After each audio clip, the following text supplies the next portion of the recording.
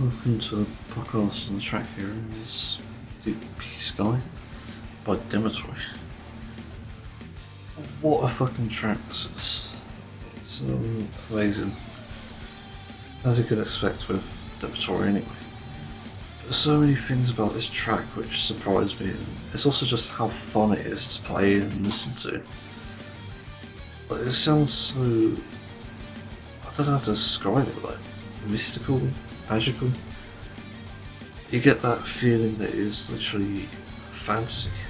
It portrays it perfectly. It's just from like the chord progression alone, not even counting for the symphonic instruments which appear later on after the intro. The symphonic part of it is so good as well. Also, the Toho track itself is, I think, you know, as you could expect, the same thing. I don't think it's this fleshed out. Pretty sure it's not. It's just so fucking fun. Love the transitions, the bridges as well. This works so fucking well. It's actually insane. I love the chorus as well. Pretty much the main melody. It sounds like an anime, as you could probably expect anyway. Technically, Toho is anime, so I don't know why I even said that. That transitions back into this interesting, not back into, rather it's the first time it appears, I think. It's like bridge where it's like a lot of 16th notes. So I realised I've transcribed it wrong on my tab. Listen to it back. I thought there was like chords here, but there's not. It's literally just a single lead guitar with no chords. And then you get this breakdown a bit before the solo, which is interesting. Well, the first solo, that is. And eventually you get to the second solo, which is basically Deep Purple's Highway Star. The solo from that, yes, literally note for note. Which is funny. Also really interesting. It sort of shows see Demetori, forgot the main guitarist name, so my bad. But he's obviously heard a lot of Western music, and you can hear the influences of like Periphery and Architects of all things in other tracks. And also we've got Deep Purple here, which is just such a stark contrast to two metal bands. And even then, like, how do you even hear about these? It's kind of crazy. Yeah, just to reference them though, Final Sorcery is used as Architects. Oh, what's this track? I can't remember. It definitely used an Architect song on the older albums. And Periphery, Casket of Star, literally using the main riff from Scarlet. So fucking good. And you have to be pretty talented to play that anyway. Which is insane. I'm never transcribing Casket Stars. Yeah. And this track's arrangements, I love the transitions, as I said. Just amazing. FFXIV really is goated. There's not a single battle track like it out there, I don't think. And then the outro is like a sort of semi-breakdown, which is just even more crazy. But by far the hardest thing about this song to play is probably just the endurance. You have to go through so many 16th notes in this high BPM. Yeah, it gets really hard to play. I guarantee you if I play it today it's probably still going to be difficult. It's just the durability of it. Not the complexity of it, it's just sustaining that. Same with like Wind God Girl or what was that Jehovah one? I can't remember what it's actually called. Transient People. Yeah. As you could expect, another insane track. Another pretty much almost masterpiece. I don't really have anything to complain about if it worthy enough. It's very chromatic, I guess. In that sense, it doesn't follow a chord progression, but that's fine. It works, and that's the most important thing. If it works, it just works. And I do like that. Again, it's fun. I recommend people try playing it on guitar, because it's probably one of the most fun arrangements you'll probably ever learn. There's not a single track out there like this, I don't think. It's like the first of its kind I've ever heard. I can't even correlate it to anything. Like, it almost sounds a bit like Smoke on the Water. I could be wrong, but I'm pretty sure it's referencing that as well. Anyways, yeah, that's the track, so let's move on to the first topic. So, I'm about only partway through the Gamers Nexus investigation into Nintendo, Sega, and the Defecate arrests.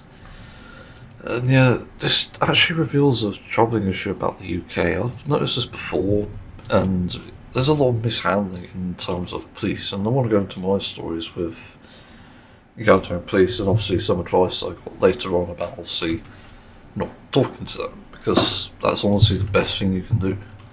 Whether you're innocent or guilty, that's literally the best thing to do. And yeah, a lot of the times, for me anyway, like the one arrest I had, I was 100% guilty. I admitted to that, but that was because I had a guilty conscience. But these other times they visited were to do with my mental health. And this is where things get really strange, because they end up doing so much weird shit, and I mean weird.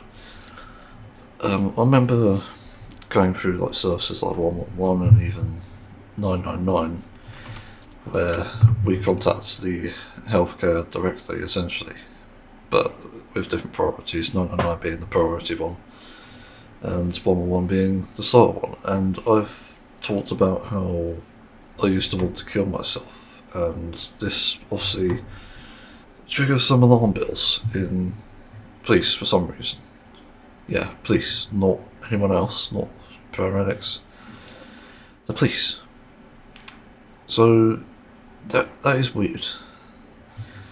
But anyway, it gets even stranger when you consider the fact that they keep coming around to not only my old house, but there's a new one as well, and they just don't know what the fuck they're there for. Like, there is so much wrong with the system that it's not just about corporate issues, it's something underlying it all. Where they have this, I don't know, agenda or thing they must fulfill in order to essentially get people killed, essentially. That's literally the only way I see this going. The police are literally against you here in the UK, and that's very much demonstrated with everything that they do, with how they handle things. I've even reported fireworks being set off after midnight, and they literally come back and tell me like, no, we can't do anything about that, you need to contact your council. And the council themselves don't do anything, and they're not even in the fucking position to wake up at midnight from their luxury place wherever they fucking live, because they're corrupt apparently. But they don't even do this, they don't investigate. So again, it's like, what the fuck is this? It's such a mishandling of things, and this literally calls for like citizens just being the authority here rather than the police or the council, and they should be able to decide things, because at this point it's unsafe with the amount of mismanagement that we have with, again, the police and stuff. So again, my encounters have always been an issue, but I think this dev kit arrest really reveals the troubling issues here. The biggest issue with these is they're not transparent. There is like zero transparency. The thing with the dev kit raids is, why did they do it? Like, genuinely, it is confusing. It's like if you find out like for example, I don't know if this is true, or if this has ever happened, but if you buy like a custom sort of video game console, which by the way is probably the safest way to get games now because scalpers and shit, and nobody's producing old consoles anymore. But say you got that, well, if you get arrested for owning one of these, like, why? Like, that's a genuine question at the end of the day. It doesn't change anything, and instead you're just ruining the fucking system. You're arresting people for no reason here, and that just backfires, as I said. It doesn't help anyone. But you're arresting people who are in work, who are maybe even in poverty, people who are essentially crucial to the system. And suddenly, when you remove these people from the world because the corporations aren't happy with what they're doing, doing what, piracy or what?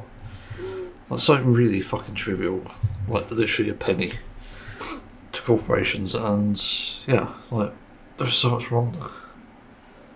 We should be arresting people who are fucking buying games that were emulated. That's stupid. Not to mention a games console for that matter, but again, it's ridiculous. This shouldn't be a fucking issue. And yet it's made out to be, and with these dev kits, there's not really any reason that I can see, at least 49 minutes into this video, that they could actually do this. There literally is zero reason. And that really reveals the issues here. There's nothing to go on.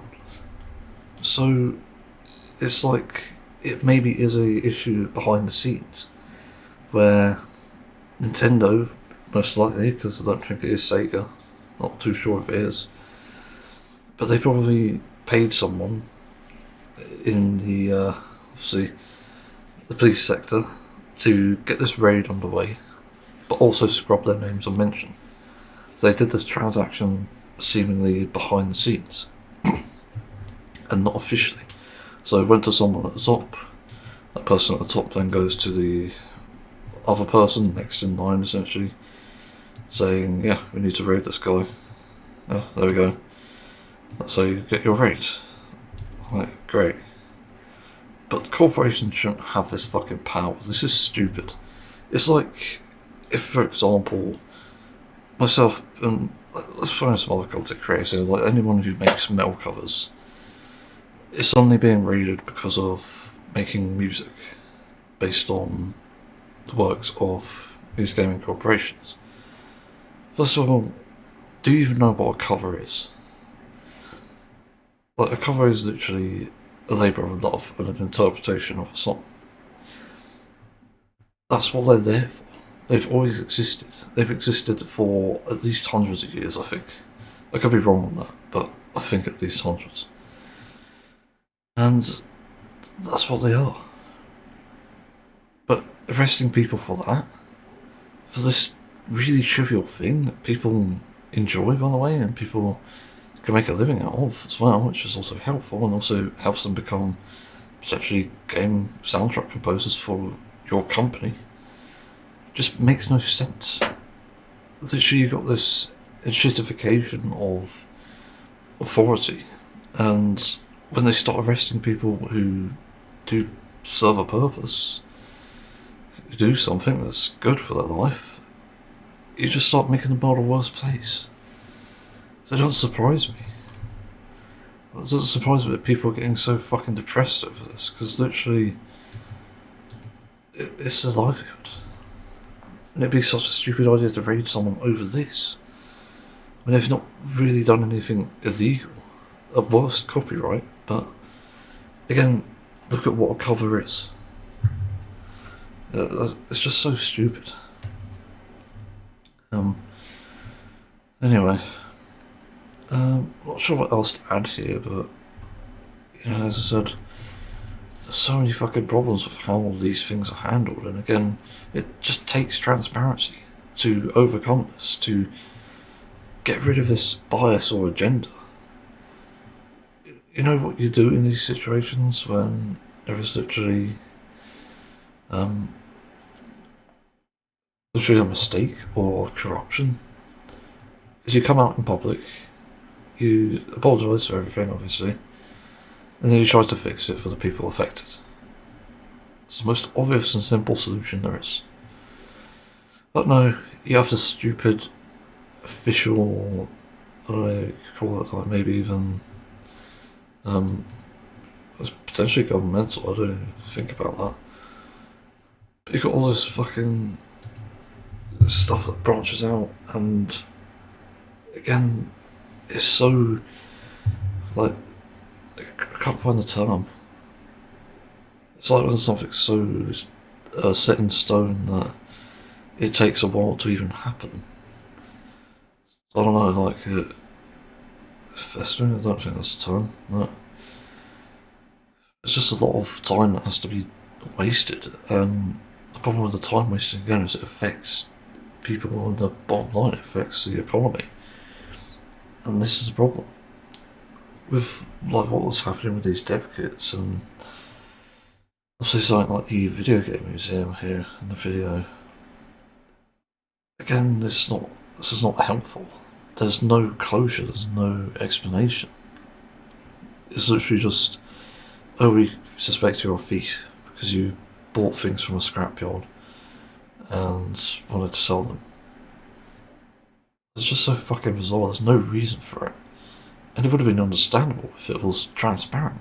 Again, if there was something like, oh, we have our source code on these things, which apparently one of them did, and we have sensitive information on it, like, by all means, get rid of those dev kits, but don't fucking raid someone's house. Jesus Christ. Like, turn it on these people, like, why not? Literally the best way to go about this, I think. I think if you don't want this happening to yourself, you shouldn't be doing it to others. Yeah, I do prescribe to an extent about treating others the way you want to be treated, and that rings especially true for these situations. And that's why I've never really been a violent person towards even the most heinous of criminals. Criminals? What? Criminals. This is really the reason why. And as much as you might want to fucking break someone's door down, that's not a pleasant entrance for starters. That's not even the right way to go about solving the problem. Well, there is a problem. And it just shows that there isn't really a willingness to change, or willingness to open someone's mind, open someone's heart even. So it just excludes so many different like avenues of treatment or just ways around it. So yeah, of course this is terrible. It's so fucking bad. It doesn't actually sort of remind me of even a situation I had last year.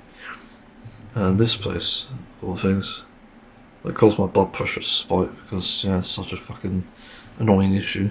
It's more annoying than anxiety inducing. So I don't feel fucking comfortable with that. There wasn't even a fucking warrant, I don't think. Just weird. So I don't even know what happened there. It's very strange. Yeah. But there's no transparency on that either. So I never really got an answer to be certain about this. So for all I know, I could be living with, I don't know, a pedophile, rapist or drug dealer, I don't even know. And that's because they don't tell me. They don't tell anyone anything. And I think that's where we get the problems. It's when we're left in the dark that we start to want solutions, and this is why I started to encourage people to obviously document these things.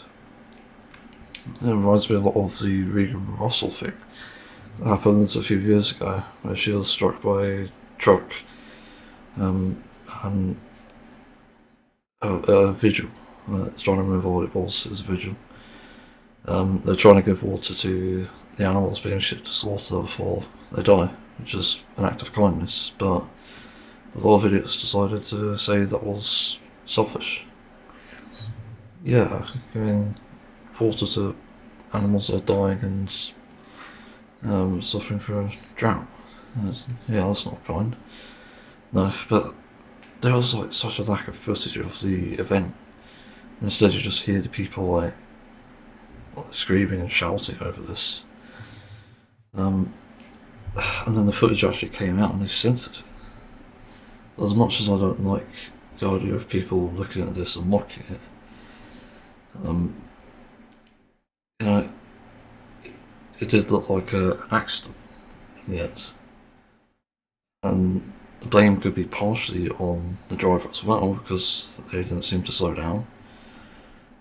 And it was like extremely fucking concerning. But the thing with this situation that really speaks volumes is the fact that it took so long for anything to come out. Because people were debating a lot in the vegan community whether this was essentially an act of violence or not. And I'm sure a lot of people wanted the truck driver to be guilty, but in the end it's about the truth here. And it was hard to determine even with the actual video footage that was there. And it was confirmed, by the way, when it first happened, that there was video footage of it. And there was a documentary on this as well, I believe. Yeah, even then, it's just better to have this evidence rather than the word of mouth. Again, when police control everything, when corporations control everything, they get to control the narrative. It's as simple as that.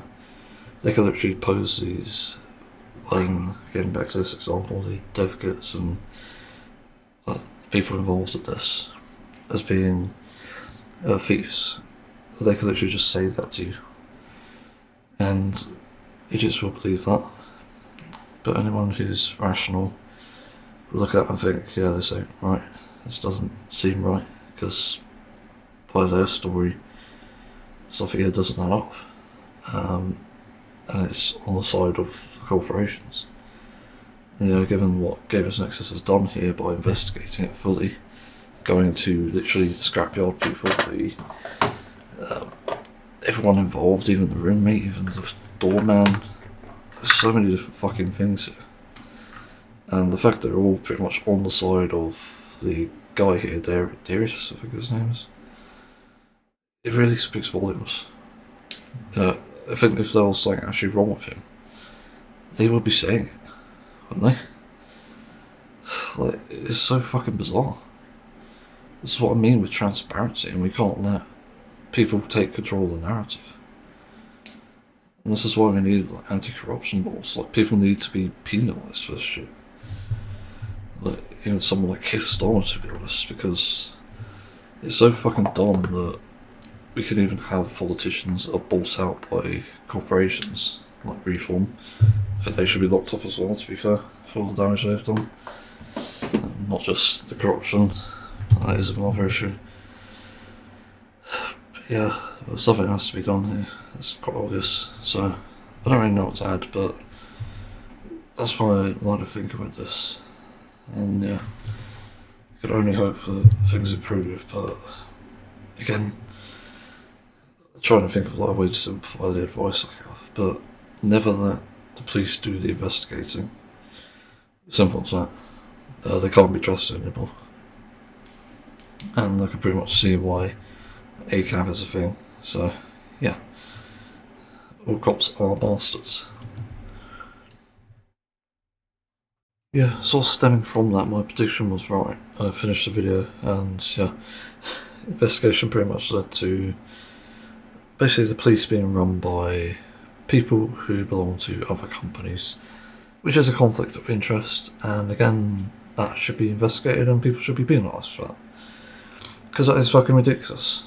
It's like if we've suddenly let a smoking company work with the police and they start to say that smoking is obviously okay, but they'll arrest people who don't smoke, who are anti-smoking. So you suddenly get all these warrants coming out of nowhere, where the people at the bottom line have no clue, and they start arresting people for what is essentially, like, I'm trying to think of the term, wasn't there like a law about, something about, like insulting companies, and I can't remember, but there's like sort of smear law, I think. I don't know if that's a term. But you're not allowed to paint anything in a bad light with this supposed law. There is a term for it, I remember it, but it's not coming to me. I know it exists, but basically that's what would happen. So you have that happening, and then you get gambling companies on there, and they say that people who are anti-gambling are thieves. They're literally taking money from us, which is ironic, but yeah, like literally it's a conflict of interest, and that was pretty revealing. But then the bit at the end with the interviews, I don't know why they actually made these public, but I'm kind of glad they did, because honestly that feels like a cry for help in a way. You know, all cops are bastards, but still. The fact that they're even questioning Darius on basically theft is just a fucking mystery. Like, what the hell? Like, why are you questioning this guy on theft? Because you don't even know what he's stolen, and you haven't even proven it. That's the thing. You know, if I was doing these police interviews myself as a police officer or investigator, I want to have all the evidence I have on this person about what they're doing, prove it to them, so you can see the errors in their ways, and be able to obviously convict them. But, you know, this isn't happening in this interview. So there is obviously something of a lost in translation, or just not very apparent. And the other thing is, how do you prove that Darius even stole these things? Let's say you did for a second. What's the exact proof? Because if it was that obvious, then it would be shown. It would be demonstrable. You know, it could be something like CCTV footage, it could be transactions of some sort. It really depends. It could even be like a fucking heist for all we know. But again, that's to be seen. There is nothing about this, and the interview really did feel like a comedy sketch, as Camus Nexus put it. Because it felt like they weren't actually answering the question, the police themselves. They were instead passing it off as, oh, you stole. Do we need to tell you this example again? Like, fuck me. And it's also just easily refutable anyway. Even if it is a case of stealing, it's like, the problem is, you're like saying something like this because you're not even knowledgeable on that, and you can actually dismantle their position, which I sort of wish Darius did here, but I don't know. I don't think people exactly think about this that much, especially when you're in Darius's position anyway. Yeah. I'm trying to think like the other thing. Like, again, arresting people for something like piracy, which is quite trivial compared to, say, murder and rape, where people are physically harmful, rather than taking money out of a precious little corporation. That's roughly £1 trillion worth. Yeah, that shows the injustice system pretty much at work, and that's what it is. It's not justice anymore, especially if there's something like this, something like the Epstein files in America as well. There is no such thing as a justice system. In the end, it's like a free-for-all. That's what the world is becoming at this point. You know, you've got so many different sides in this. You got the left and the right against the police, you've got the left and the right against each other, you've got the police against both of them. It's sort of like a Pokemon starter situation, like you with the police, the right or the left. The right is weak to the left, left is weak to the police, I guess, and police are weak to the right. Like, weirdly enough, literally, yeah, just a cycle. That's what I mean, like Pokemon starter. That's how they work, by the way, in Pokemon. It's so fucking annoying. And also you've got corporations in the shadows as well, no doubt. There's just so much horrid shit going on, and it just doesn't help. Yeah, but again, transparency is the big issue here. These police officers had no clue what they were arresting terrorists for, and they didn't even have the proof for it, for the thing that they're told, which is, again, theft.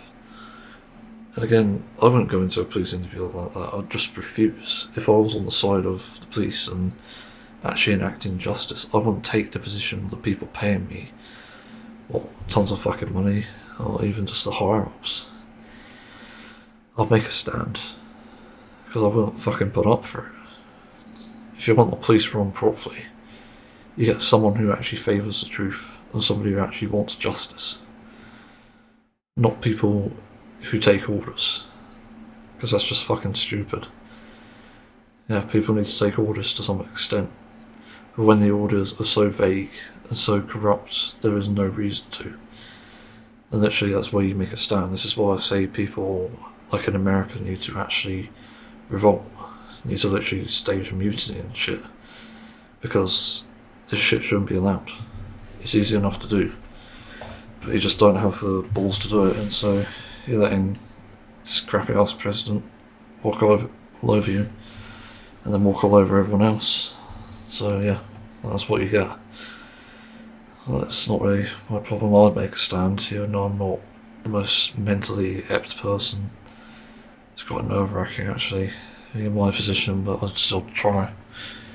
And I think even in the case of an interview, I'd have to get my pieces together as best as I could, and I'll start with obviously how I've always done these sort of things in terms of debate and arguing for that matter.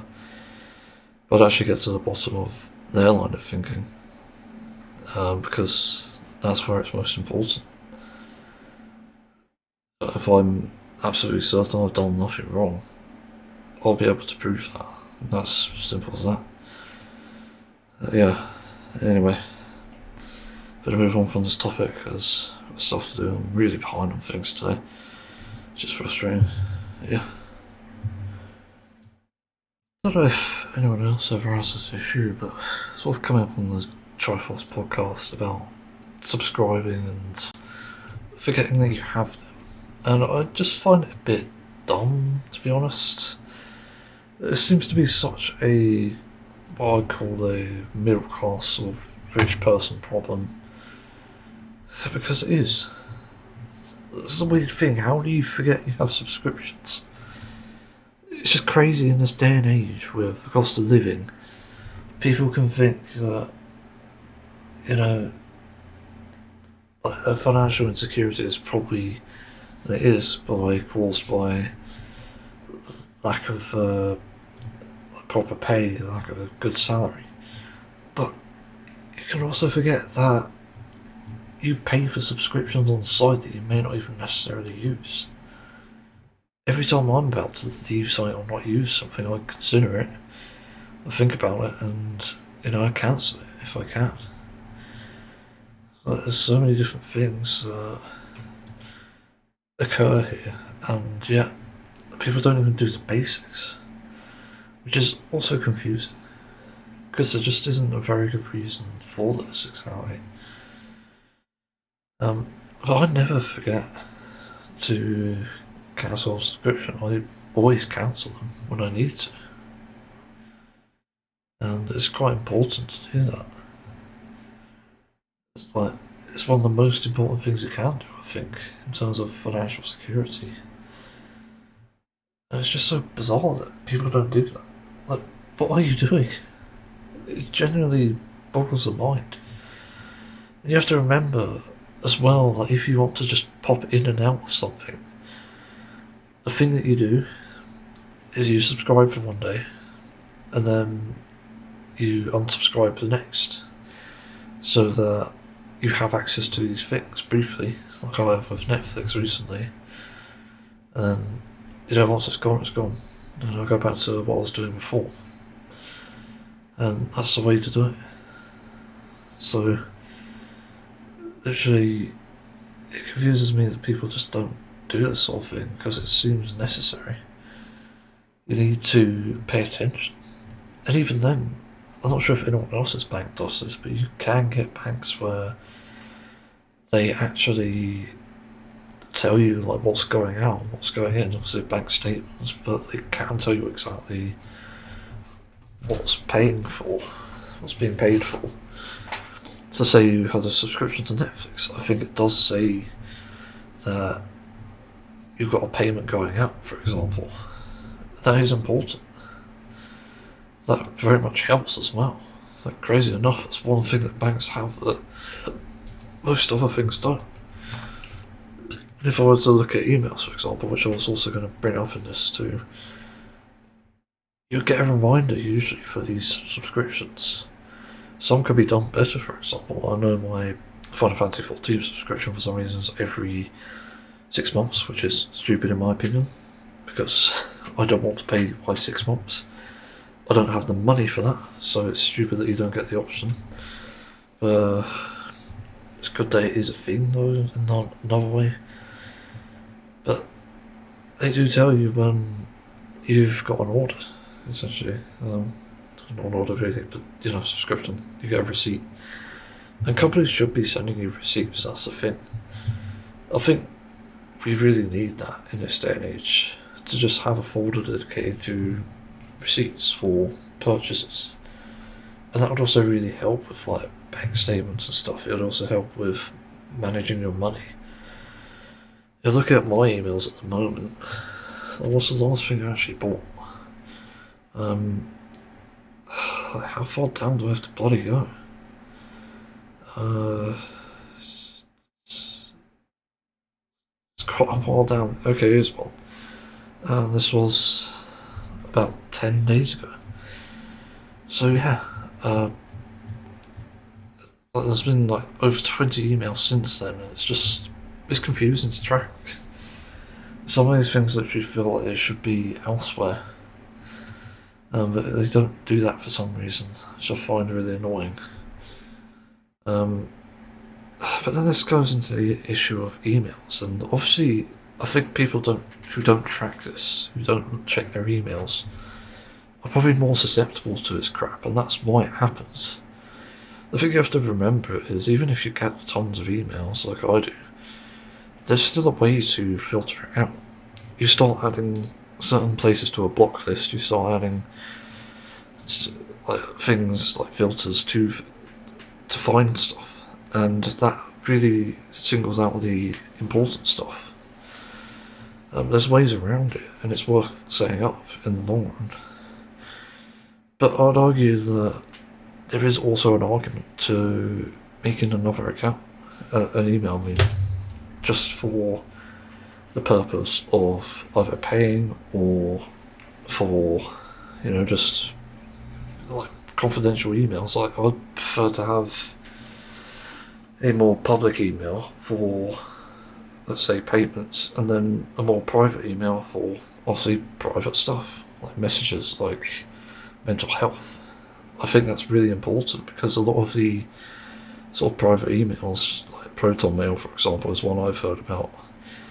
You can use that to do your mental health stuff, because they don't track you, I don't think. And that's the really cool thing about them. You could do it for messaging people across seas and stuff. Like, it really varies. There's many uses for it, and it's pretty much untraceable. And also you avoid the spam as well, assuming you've used it properly.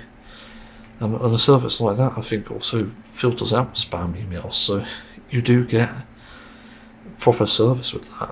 Whereas with something like Gmail or Microsoft's email, I forgot what it's called, you do get a lot of spam, and it really sucks. So you just end up having an inflation of spam and newsletters and shit, and you don't want that. Again, you just want one place for receipts, and a lot of people don't realise this as well, but you can unsubscribe from things at the bottom of emails.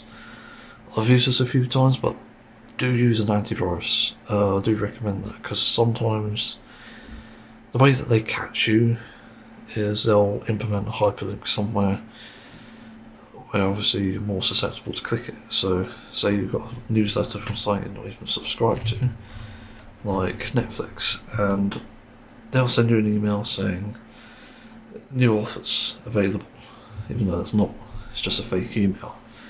but at the bottom they have the do you want to unsubscribe, and it takes you to a malicious link where you have to log in. Never do that. If you're trying to unsubscribe, if it's asking you for a password or credit card info, never do it. That's a scam. They never ask you for that to unsubscribe. And they never even ask you that for payment. They literally do it on their own site. So never use emails as a way to give out information. Only your email, but your email is still at risk to an extent. It's just less of a risk than if you were to give payment info.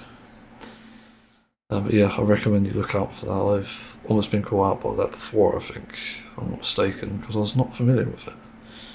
I've seen a lot of scams, and that was new to me. But yeah, you do not log in for that shit. So yeah, so that's that topic really. There's not really anything else to talk about.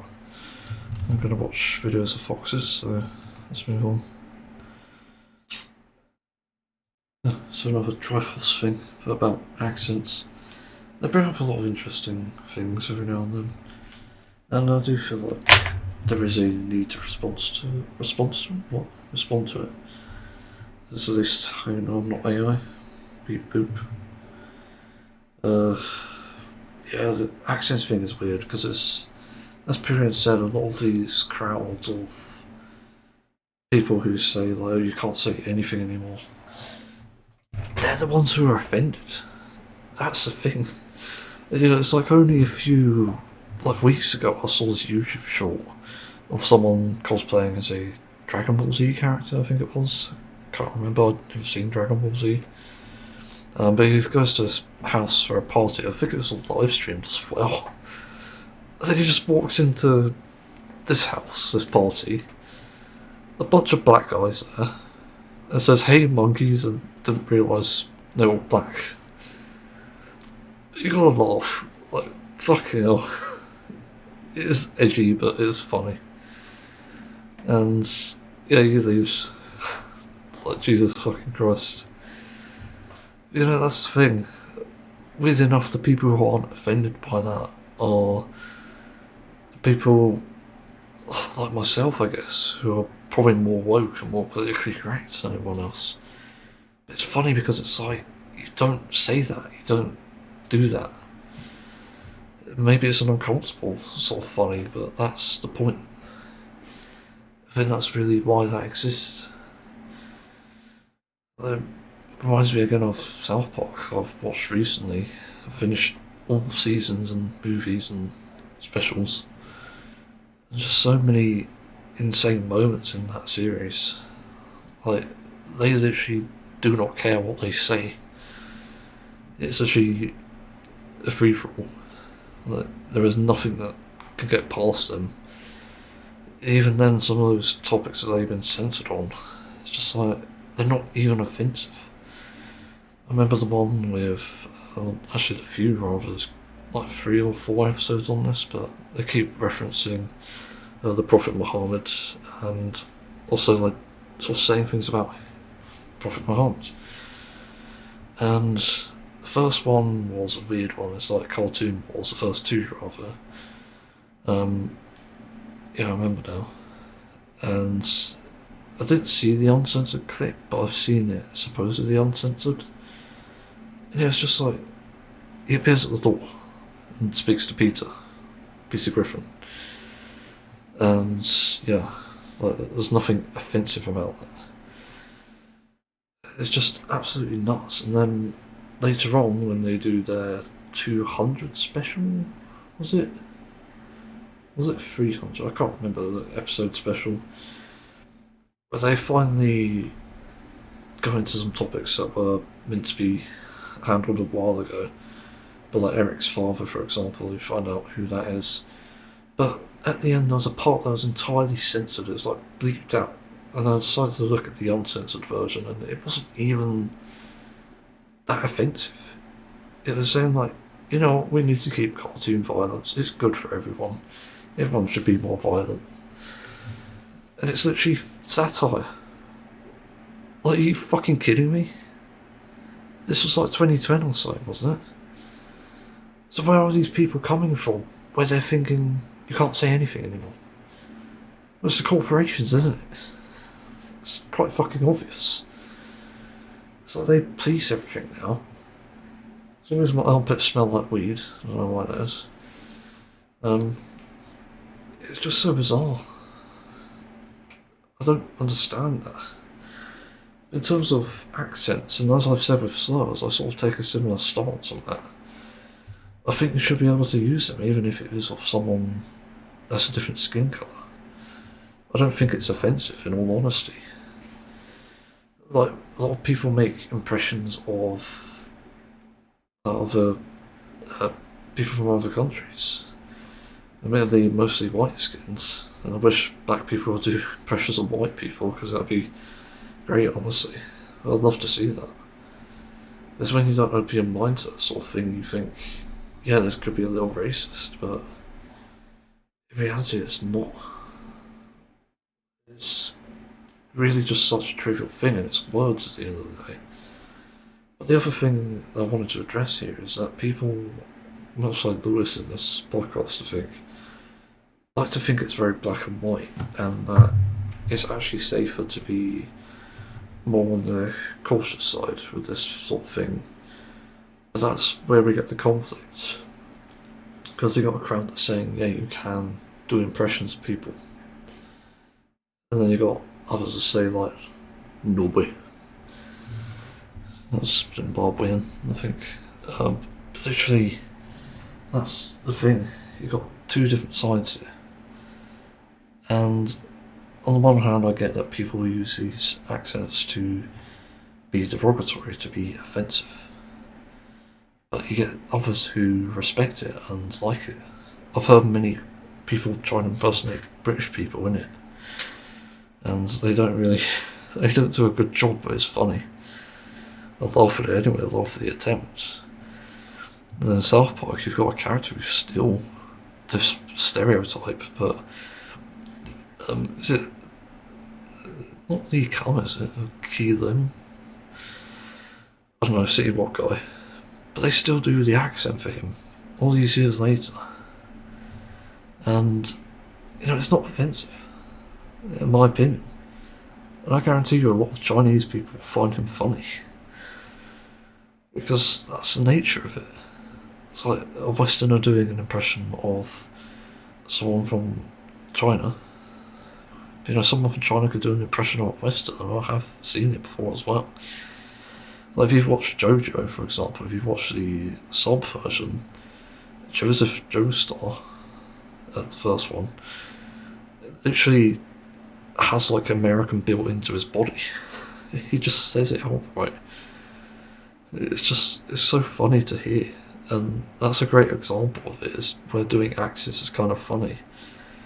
Like, we do accents as well, and the other thing I realised with this as well, is when you translate, when you're bilingual, you do sort of take on an accent when you try to speak another language. Like, I've tried to learn a bit of Japanese in the past, and I sort of know the sort of vowels that you use in certain terms. So like guruma and kudasai, is that? I think that's one. But you say like E instead of I, because that's how the I is pronounced at the end of a sentence, usually, or sentence, I mean word. That's sort of thing you take on the accent, and I've seen people do this before when I used to watch that travel channel. Like, when they were in India, they kept doing an Indian accent, like a Nogi. It's like, okay, but is this offensive? Nobody in that video found it offensive from what I could see, and unless it was cut out, we don't know. So it's not really a problem, is it? Yeah, like my stance on this, so unsurprisingly, it's neutral. And I think we need to stop trying to apply a one-size-fits-all solution, because that doesn't exist here. You know, there is no compromise we can make that will make this correct. I think the people who are offended will always be offended. In my opinion, that is their problem. I don't think you should be offended by everything. like, it sort of even ties into things like tragedies, like how far do we even make jokes about things as well?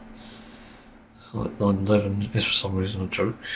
I can't exactly understand why myself, but you know what, fair play. And there are people who joke about concentration camps in World War II. Yes, this does happen apparently. And it's kind of like, again, fair play. Like, I don't really understand, but sure. It's not. There's often people seem to think that they need to have a call to be offended with this sort of thing, and that's something I realised from looking at my past that I was wrong about. So when I heard people throwing around the term schizo, for example, it meant it sort of turned into a slur in a way. But schizophrenia does exist, and the same with like smooth brain, for example, which does exist by the way, and people do have this condition. A lot of people don't realise it, but that is a real thing. But at the same time, it's just, why should I care? And it also sort of makes me wonder, why should we care about the opinion of the people who have these things as well? I think we need to obviously help them to understand that we're not really laughing at them, we're laughing with them. It's about being inclusive in that sense. So yeah, when someone awkwardly drops the N-word in reference to their black friends, or black homies as I'd say, you know, it shouldn't be outright condemnation, it should be like a conversation. I think if you are not liking what they're saying, offended if you are somehow, you should be talking to them rather than saying, okay, you're cancelled, get out. It's ridiculous, and people make mistakes as well. That definitely happens. I've heard someone literally call Arnold Schwarzenegger with an I, where there should be an E. It's like, yeah, it's a bit yikes, because that's a mispronunciation, but at the same time, should we be offended? No, because it's a common mistake, and I believe I used to even say his name like that at one point, not immaturely, just passively, because I thought it was his name. I didn't even realise there was an E in it. I'd only heard it by word of mouth. And eventually I read the credits and actors and stuff, looked into his movies and found out, oh, there's an E. So, again, there's not really any sort of winning in this, it's just a middle ground and taking things as they come. And there I get that people don't even want to be reduced to these things as well, much like stars. Again, I'd argue people shouldn't really be offended by it. It's not worth being offended by. Yeah, obviously call out people for being discriminative, being racist, if they're making impressions and they're saying, oh, we can't have, I don't know, Chinese people or black people attending X event with this comedian or whatever. It really varies. Yeah, the censorship for free speech, ironically, is when you start excluding people. It's not so much to do with what you say, it's literally when you start excluding people and based on something they've said. And also we draw the line at hatred and violence, that's handled differently. But again, nobody should be just outright condemned. First time, sure. Second time, start getting worried. Third time, yeah, you're out. That should be how it is. I think some people need to learn the lesson to respect and admire people and appreciate them as well. You know, I can make impressions of Chinese people whilst I also like Chinese food. Technically, it's not vegan anymore. I don't know why there's not much vegan Chinese food, but yeah, it's fine. I can still respect Chinese people regardless. But people who are discriminative, ironically, I love Reformer, which is fucking funny. They still go to these places and they don't ban eye to the fact that these are Chinese people who moved to UK, who brought their cuisine here, amazing cuisine, I should add, and they're just getting outright condemned for it, being shut out of the fucking country for it. And then this freeform crowd will say exactly what was said at the beginning. You're not allowed to say anything these days. Talk about misunderstanding a point. It's like when people criticise, or when they criticise rather Muslims, and then they say you can't say anything these days.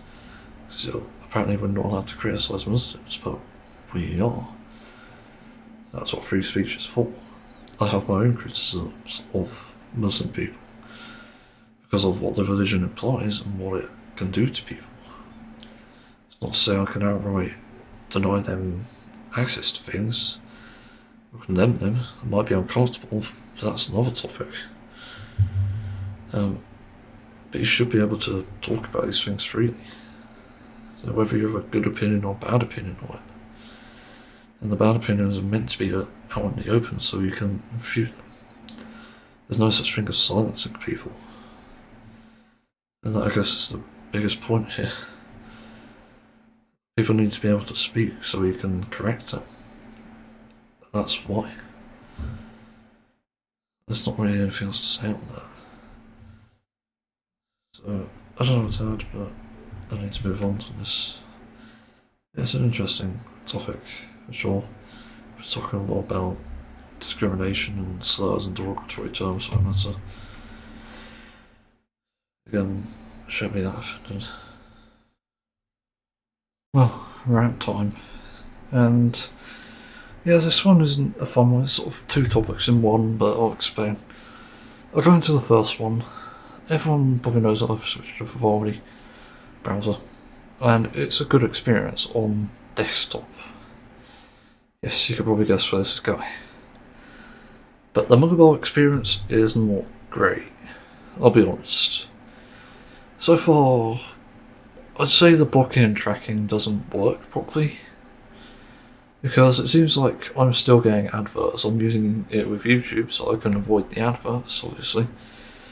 That's why I use it mainly. That's why I used Edge before, though Edge stopped working as well. I don't know why it's showing ads. But then I sort of wonder, why the fuck isn't it syncing things? It isn't syncing my settings, for example, so I don't have the same theme, I don't have necessarily the same settings I'd have on desktop. So it's weird. I logged in and everything, didn't do it properly. Just like more weirdness. So yeah, it ends up weirder. Fuck's sake. Hang on, a bit distracted. Sorry, I got distracted, but where was I? I think I was talking about the browser experience and how it's not good enough. Because it's not blocking ads, and I think this would be the main appeal of a different browser on a mobile phone. And this, to be honest, was the big thing for me, switching to, well, Microsoft Edge over Chrome, for example, which was previously on there. And that's because it actually blocked ads. And whilst Vivaldi probably does block ads in certain sites, it isn't doing it properly, as far as I can see.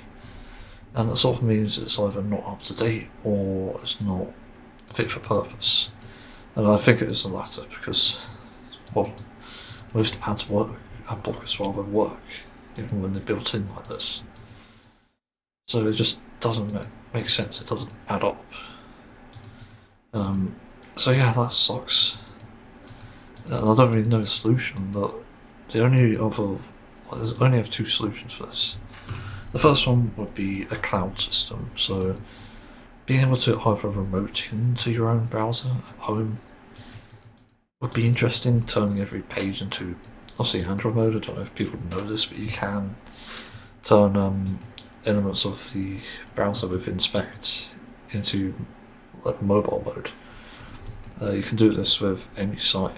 I could just do it now. I can, for example, inspect this Twitch page, and then on the top there, I think it's there. It's called a toggle device toolbar, and it literally changes it. You can change it into a phone portrait mode. You get to see it, well, as essentially a phone version. You can interact with it as you want to, I think. Yeah, I can. Which is pretty cool. So if it's possible, it has to be said. But I guess that's one of the most inefficient solutions, because obviously you need to have servers. I could pay a premium for that, even if it's like hosted elsewhere, because I don't really keep my PC on. It's not really a good idea, to be honest. Yeah, I think that could work. It's definitely a thing that I see working. So it would be good. But the other thing, I suppose, is what would you do about getting specific extensions and themes? And this one, to me, is also kind of obvious, and I don't understand why it's not a thing already. So to me, the most obvious thing here is to make a sort of emulation mode. And why is that so obvious to me is because we have emulators everywhere. In fact, most software, I'm pretty sure on Android, is just an emulation of another. So like, I don't know, it could be a game that's most likely, as they say, a port, but it is technically an emulation. It's an official one. And it's probably actually fit for the device itself, rather. That's actually what the port is, my bad. Again, some of them are just that. It's just crazy to me that it doesn't really occur to anyone that this is no solution. So with this port, you can enable like cross compatibility, or even like reverse engineering, in a way so that you can actually see extensions and actually use them. But this is such an obvious thing to have. Imagine being able to use something like uBlock, or disable cookies, or even like a video downloader on your browser. Honestly, it's a missed opportunity. I suppose that's the only thing about this that really sucks, but I guess you would need like a team to actually work on it, to actually get it to work on Android. So yeah, it's a bit of a struggle, to be honest. I don't really know how you would allocate resources to that. I guess you need like different departments. You have like the developer, the QA tester, and probably someone else, like probably even like a developer for extensions. Yeah, that's kind of the thing. You need to get people working on this, and you'll have a pretty successful browser at the end, I think.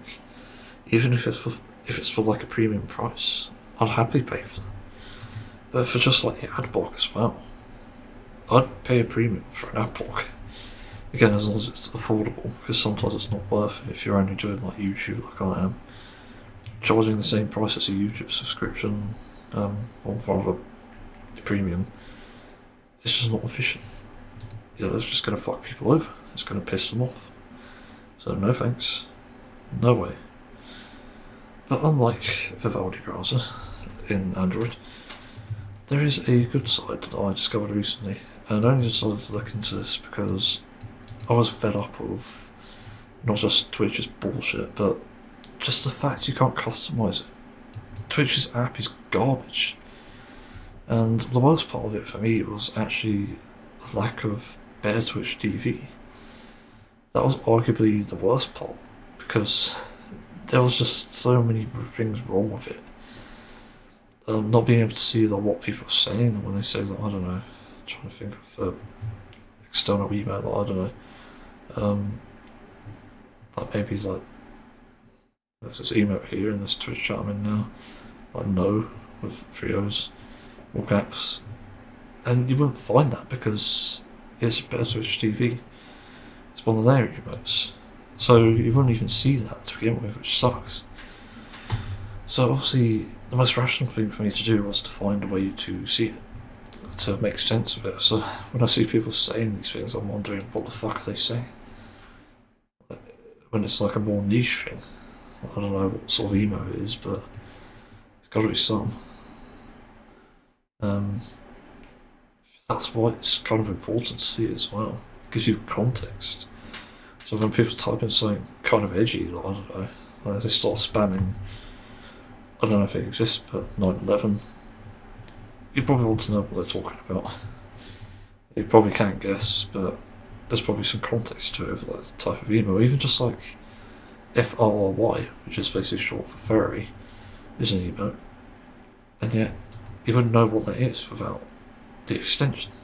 So I installed an app, a third-party one, not from the Play Store, which is annoying to be honest, but because of Amazon's bullshit probably. I installed BTTV APK, and that actually works. Not only that, it's reliable. And I say that because the problem with Twitch's app is it crashes all the fucking time. And it's horrible to navigate. But this one seems more fleshed out, and it's an older version of the Twitch app. On top of that, you have just the fact you can, like, I don't know how to word it, but you can deal with shit. You can enable emotes, you can disable them, you can disable types. Like, it's good. It's good that you can actually view FrankerZ and BTTV on there when you previously couldn't. It's honestly a bit of a game changer. But it's crazy. I literally uninstalled the Twitch app today because I'm fed up of seeing it on my selection screen. Like, no reason to see it because it's a useless bit of software. And because of BTTV, this app, APK, I should say, it makes more sense. So, yeah, like that's where I'm at with this. So that's why I'm doing that. Yeah, I don't even know what to add, but that's that, I think. That's all the gist of it. Fuck Twitch. BGTV APK is much better. It does look dodgy because you are risking your like login info and stuff. I don't really have anything on mine, so it's not a problem. And obviously you have to enable it. That's another great emote, Plink. Fucking love it. Yeah, you literally need to do some sorcery to get to it. Just the annoying part. Yeah, I'm not really sure what to add here, but you know, Android experiences, as far as they come, they've got a bit of hell and a bit of heaven. In a sense, it's not really heavenly. To be fair, it's just a small detail, but it helps. Gives you a lot of context. There's even animated emotes that you won't get from Twitch itself, even though they do have them now. It never used to be a thing, by the way. It used to be a better Twitch TV. It's exclusive. Yeah, so that's great. It got happy with that. I just wish it was updated, in all honesty. It's back in like 2024, this was last updated, I believe. Which is a bit of a shame. Hopefully someone could take it over. Yeah. That's that topic. Just phone garbage. Yeah, I'm always mixed on it. I'm pretty sure I talked about my next phone, so I can't talk about that. As I said, it has to have specific signs that I'm happy to make a compromise, but I'm not happy to make massive compromises, like the Fairphone, which unfortunately it seems to be. Yeah, that's pretty much it, so let's move on. Well, I just played my first 2 hours of Eureka in Final Fantasy XIV. I've got some thoughts about that. Being that I've played this game for a while now, I've done a lot of the Dawn Trail stuff, at least with the relic weapons, and you know, I don't like stage 3. It's really bad. You've got to craft something first, and then you have to do, obviously before that you have to do a demi-atmo, which wasn't bad if you did it correctly. I think a lot of players were doing it wrong, in my opinion. I think it's one of those things where you just have it on the side, you look out for like fates that spawn in the areas relevant to you, to your atma, obviously. But then the leveling thing was a bit annoying, waiting for daily reset to do that. Arguably stage 3 was the worst, because not only did you have to do the paste farming and like the other thing, crafting says, well, okay, you don't have to craft it, you have to buy it. Well, you can. That's the point, but the pace was the worst. It was so bad. But I think even then, like, getting all the relic weapons, which was a choice on my part anyway, I did that. I've got all stage 3 relic weapons, believe it or not. Yeah, I'm a lunatic somehow. But it's easy to do. That's why I do it. You know, if it was like you have to do this stage all over again, I'd be like, fuck no. I wouldn't even touch it. Like, fuck that.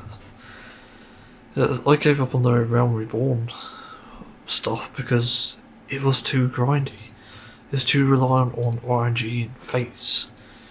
Like the Atmos stuff itself, when they had that in this farm, it was just horrible.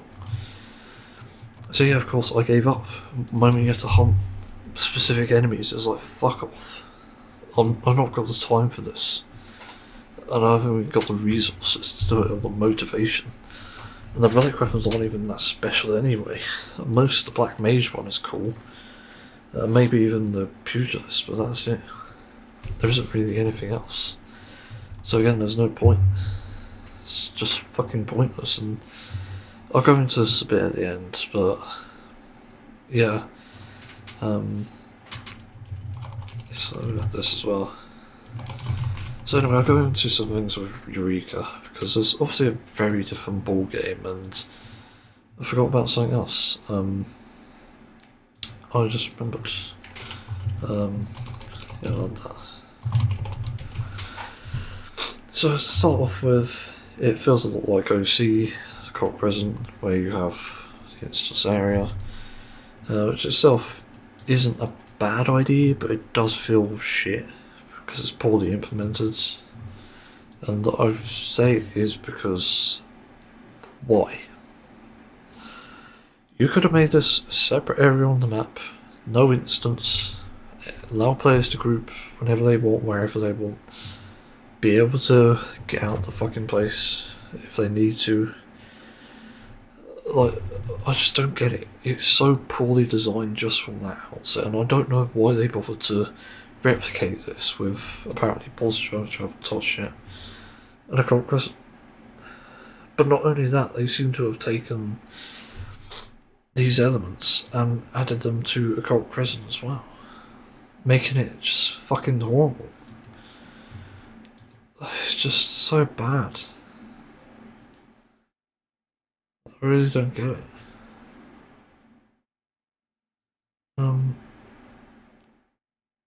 Yeah, just trying to think. But yeah, it's like a Cult Crescent, but you have elements to deal with, which is the gimmick here. Honestly, I don't mind it too much, but I do find it a bit sort of shit as well. Like, you don't feel the impact, you don't feel it does much, even when it's supposed to. So yeah, it's sort of weird, but I dealt with this Magia Ether thing side, which you can change to have the type advantage or defense advantage. For some reason there's a defense advantage. If that's not explicitly stated in the game, you only see offense defense sort of thing. But I'm guessing it's to do with like it being circular, so I don't know, say like fire's weakness is wind. So if you were to go to wind, it'd be strong, it'd be protected against something like, oh, what's another one? Actually, I don't even know. I can't remember the order, it's only been 5 minutes. But, you know, it's like something, one element across, so yeah, it's a bit weird, I don't really get it, but that's that. Another thing I just dislike is everything's scattered, all the leveled enemies are everywhere. Mainly Cult Crescent got this right, in my opinion. It's more linear. But in the Eureka, for some fucking reason, they put level 8 enemies with level 9, they put level 13 next to level 10, and it just gets really wacky. It's so fucking bizarre. Doesn't make any sense, in all honesty, and then you die to these enemies in a few hits anyway. So it's a bit shit. It's really frustrating. Lots of stuff just doesn't feel like it should exist. It's one of the most obvious things. And then when you're done with Kroll stuff, you also hand in the protein crystal. I did mention that. And then you have to talk to Geralt at some point. And this lockbox woman, I haven't got a lockbox yet. No idea what it is, and I don't really fucking care. But Geralt obviously will give me my relic weapon. Turns out to start this you need to buy antique weapons, which you get at the end of a class quest. I don't keep my weapons from those. It's a level 71 anyway. So I bought it from the Calamity Salvager, which is hard to locate for some reason. I can't remember if it's achievements or... I think it's labelled with Disciple or Gear, potentially. It has to be. But it's labelled with levels, that's what I remember actually. So it's not hard to get, it's just hard to locate. So yeah, that's a bit annoying. I got two, I got Samurai weapon and the Warrior weapon, because I was planning on getting those relic weapons. Oh Jesus Christ. I'm not going to get them. Fuck. Anyway, too many enemies in one area is the next thing I noted with Eureka. Literally one of the biggest problems here, I think, as if there weren't enough. But I don't know why they put so many enemies clumped together.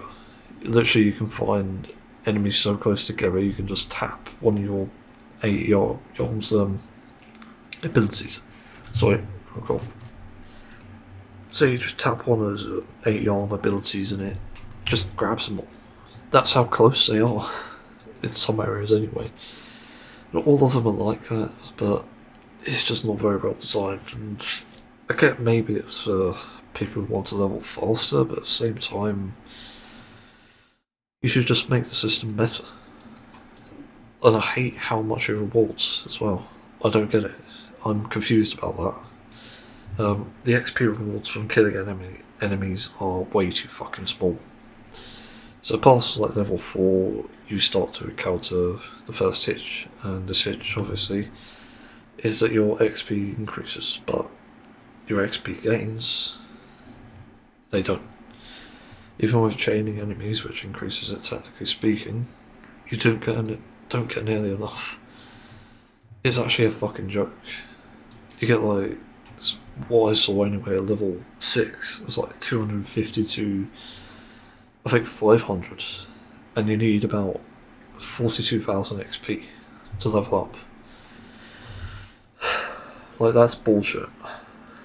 That means you need to kill about, how many enemies is that? 10, 250,500, about fucking 100 to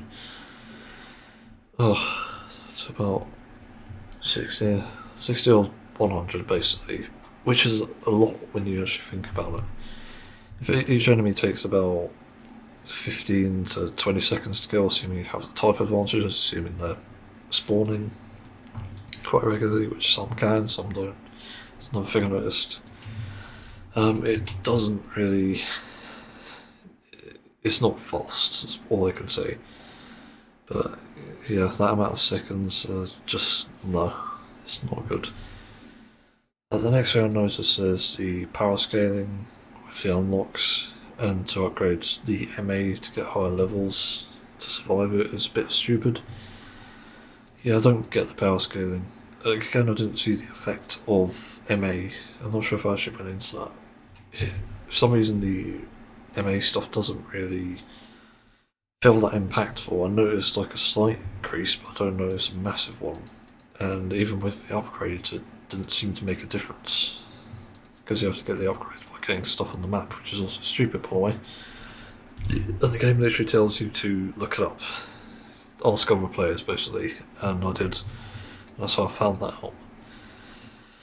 As I assumed you just got it by leveling, but no, you have to find it in the map in areas that you're over power scaled for, so under power scaled for, I mean. So to get a level 3 upgrade, you know, for level 3s, I mean, you need to be level 9 elemental, which is just a bit stupid. Yeah, doesn't make sense. So I don't like that. It's not good. The next thing I know was you use XP when you die. For some reason they have this stupid system. So then you have to farm that out again. And you lose about a quarter of your XP from what I can see when I died anyway. A quarter isn't so bad. But I will say it just incentivises crap play and terrible gimmicks. It encourages players to play solo, and solo enemies for that matter, which is shit. Like, you can't even do anything remotely fun. This is so fucking anti-fun. I don't know how you find these fucking game designers. It just doesn't make sense. If I looked at this and played it, had the same reactions I have now, I honestly just would be calling it quits. I'll fucking get out of this company. Because that is atrocious. Losing XP when you die, what a fucking shit mechanic.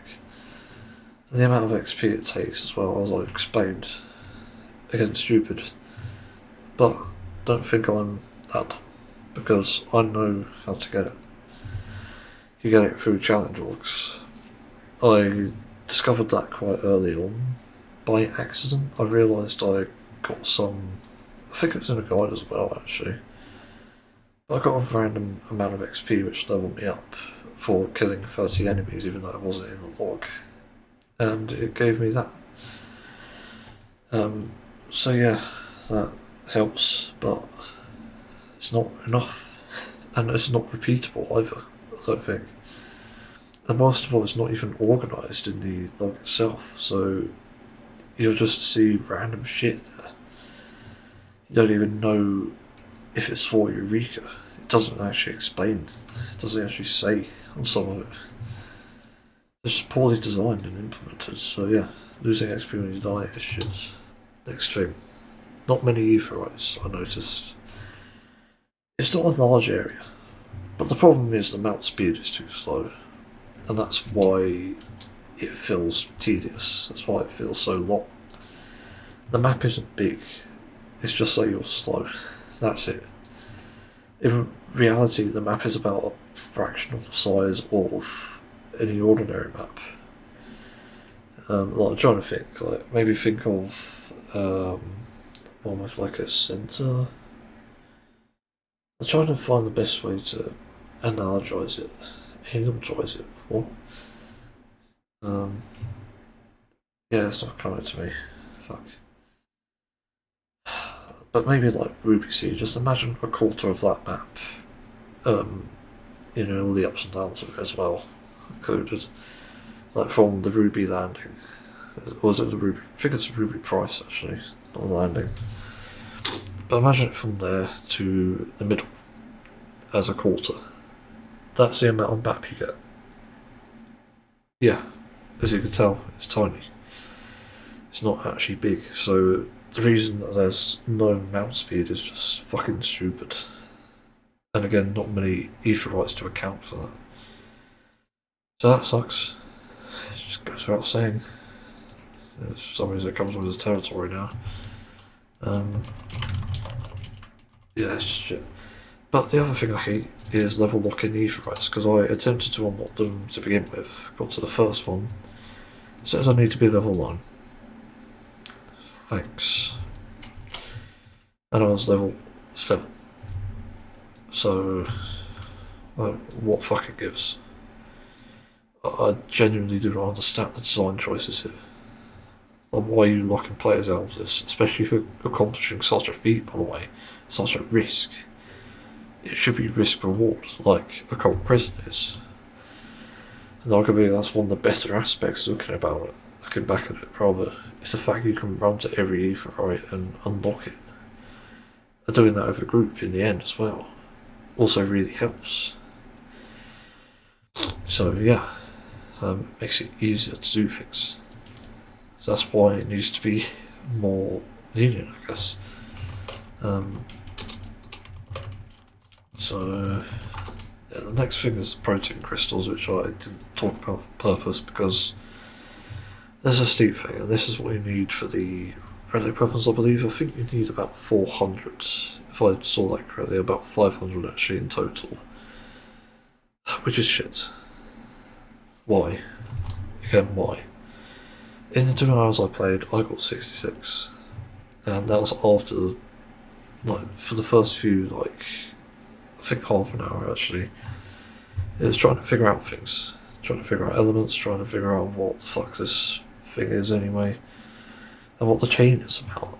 Because the chain could give you extra, an extra chance, or a chain, well that's chain 10, but chain 20 you get double, which is insane. And it's obviously the most optimal. However, it resets after 30. So yeah, a nice fuck you to top it all off. How nice of Square Enix, whoever this nonce designed it is doing. Again, I'll just scratch my head. That should be what SMH means. Scratching my head. It sort of works both ways. Yeah, protein crystal's not good. First stage I think is 100 and second is 500 if I got it correctly, that is. Very fucking grindy. And apparently these Animos crystals, is it? Maybe I could be remembering it wrong. I read an article eventually, but apparently you hand them in for a chance of 2 to 5 whole protein crystals. And these fates spawn, like, what, once every 10 minutes or something? So ridiculous. And going into that, yeah, XP, enemy 5, so, what was that? The chat. The chat sometimes is useful, but I haven't been able to do fate farming because I'm not the right level. I'm level 9, but I can't get to the fates because they're too high level for me. So immediately it's like I'm excluded. Great content. What a load of fucking shit. You know, it's unlike synced fates in the actual world, which it should have been, to be honest here. It's just, I don't get it. But the most confusing part for me was when the article suggested grouping up, because I haven't done this yet, but I know if I group up, there's going to be a conflict of interest, because someone's going to want to farm in a level 10 zone, level 15 zone or whatever, and I'm going to want and need to farm in a level 9 zone. So, or level 9 enemies rather. So how do I even go about that? Unless it syncs, and I just don't know it yet. There is actually no way to do it. And it'd be a terrible system if it did sync, because it just means that you'd all have to go to this one place together. Like, admittedly it's not as bad to farm together, but still, it's a problem because you're all so differently leveled. And I don't doubt that the developers have actually implemented this, that's why I'm worried. It just feels lazy as well. Much like a Cult Crescent. The only reason to group is for critical encounters more than anything. Fates, you can just give or take, there's not really much to it. So it just sucks in that sense. But yeah, I don't know, but people keep saying P27 in the, or PT27 in the chat, I don't know what that means. There's no explanation, no context, nothing. So it's just confusing to me. I don't understand what that means. Like, is it Part 27? Because that's what PT usually stands for. Is it, like, Pastime 27? Like, there's nothing associated with it, no minutes, no seconds, it just doesn't add up. There's nothing. So, it's bad. The fact this is the method of communication for Fates makes me worried. I guess PT actually stands for pull timer, but pull time 27? What the fuck? Again, seconds, minutes? I'm lost here. There's absolutely nothing, and even then, if it means server time, like, you know, I don't know, 15, like 27, you know, if it's that sort of time, like, why is it just said in full? Just say like server time, pool server time, that time.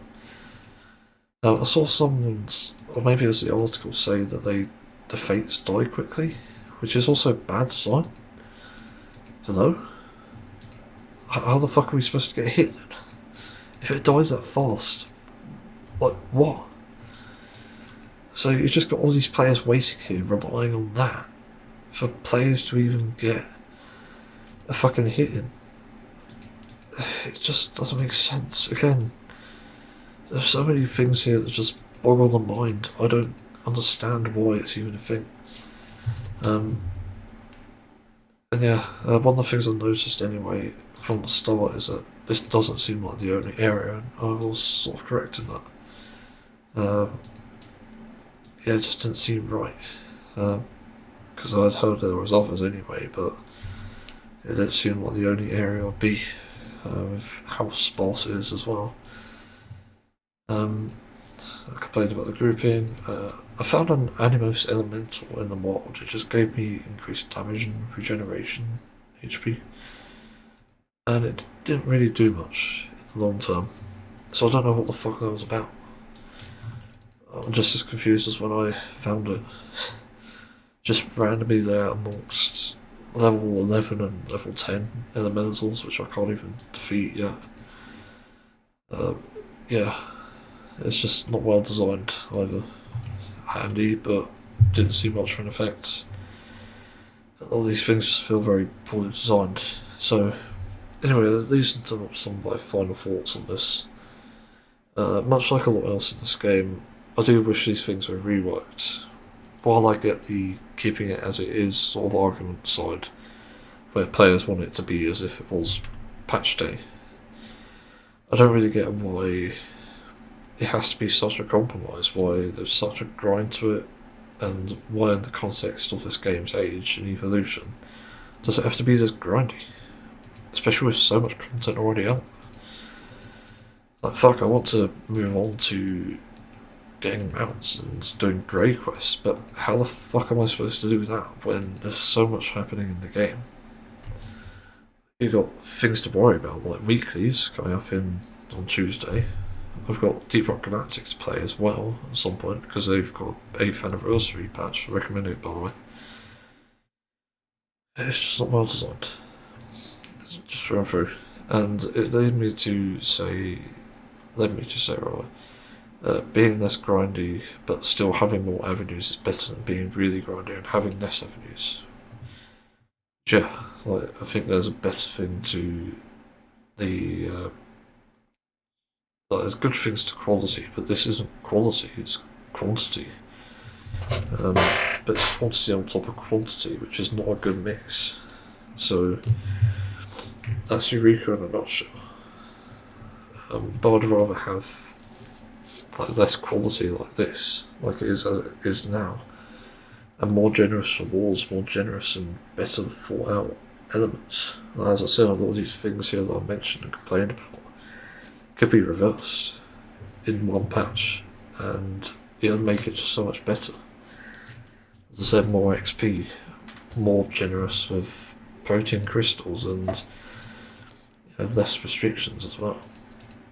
And a better elemental system, obviously, with how terrible it is to read. I don't get it. There's no explanation for it. No percentages or anything. So it's just not enough context. Yeah, so Eureka, more like, fuck. Fuck that shit. Sort of a cool topic today. It's about Burnout. Not Burnout as in, I'm also Burnout at the moment. It's about just the fucking nature of the games. Yeah, the Burnout games. Yeah, a bit of a fake outfit, sure. The Burnout games have always had sort of an impact on my life to an extent. they've always been something special because I have specific memories from it, even though I haven't played them all. I do have specific things I like about them, and yeah, this just comes about from just growing up as a kid and seeing all the various elements of this game. Like, the first game I ever played was probably Burnout Paradise, which, as people may know, is probably one of the best games ever made. And other than the DLC Hellscape that I had, with its only good DLC being Big Surf Island and maybe the movie references one, the DeLorean was awesome. But other things in that were just kind of like, you also had an infinite Burnout Nitro car, the Knight Rider car. But there were so many great things about the game. The exploration, the size of the map, the multiplayer was also pretty decent as well. Had a lot of time in that. And also unlocks the one car you can't get with the DLC that unlocks everything, which is the Uber Shell, I remember it. It's a flat looking car, but it's cool. It does the job. Yeah, it's quite fascinating looking back on it. It's one of the games that I have some of the most racing time, or game time in. And it's probably one of the only racing games I've ever played. So I've tried others here and there. I've obviously played Sonic, I've played Mario Kart Wii, which was obviously a lot of fun. It's probably a little better than Burnout Paradise in my opinion, but that's going by a stretch, I think.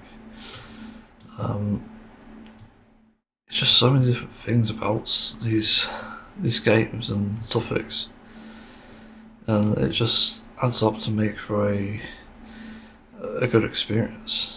You know, a lot of these things are just fascinating with the game. Burnout Paradise specifically, yeah, the soundtrack was incredible. A lot of the cars were pretty cool. They're based on real life cars and given a different name and brand, which is good. Means that it's not sponsored bullshit, a bit like Mario Kart ended up being. They got sponsored by Mercedes for some reason. Yeah, there's like quite a few things with that.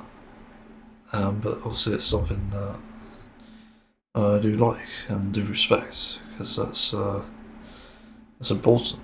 Not many games do this nowadays, and it sucks. It just feels like a real slog sometimes, going through some of these games and realising that, you know, it's not very well designed. But Burnout was something different, you know, it was just something else in the best way possible. That's what made it so special. I always have such fond memories of it, and then when I heard a remaster's coming out, I said Burnout. I thought, what? Maybe it is a Burnout. But it did do so well, and I remember seeing a video about it, and I was a bit inconclusive about it.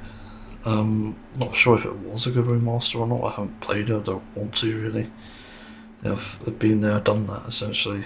My favourite DLC obviously being Big Surf Island. I was glad that that was added officially to it, and I think all the DLC was actually. So that's good, that has to be said. But I'm not really that fascinated by obviously some of the choices they made in it.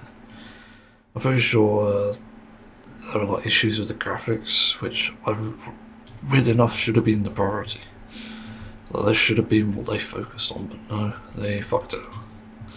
They fucked it officially and royally.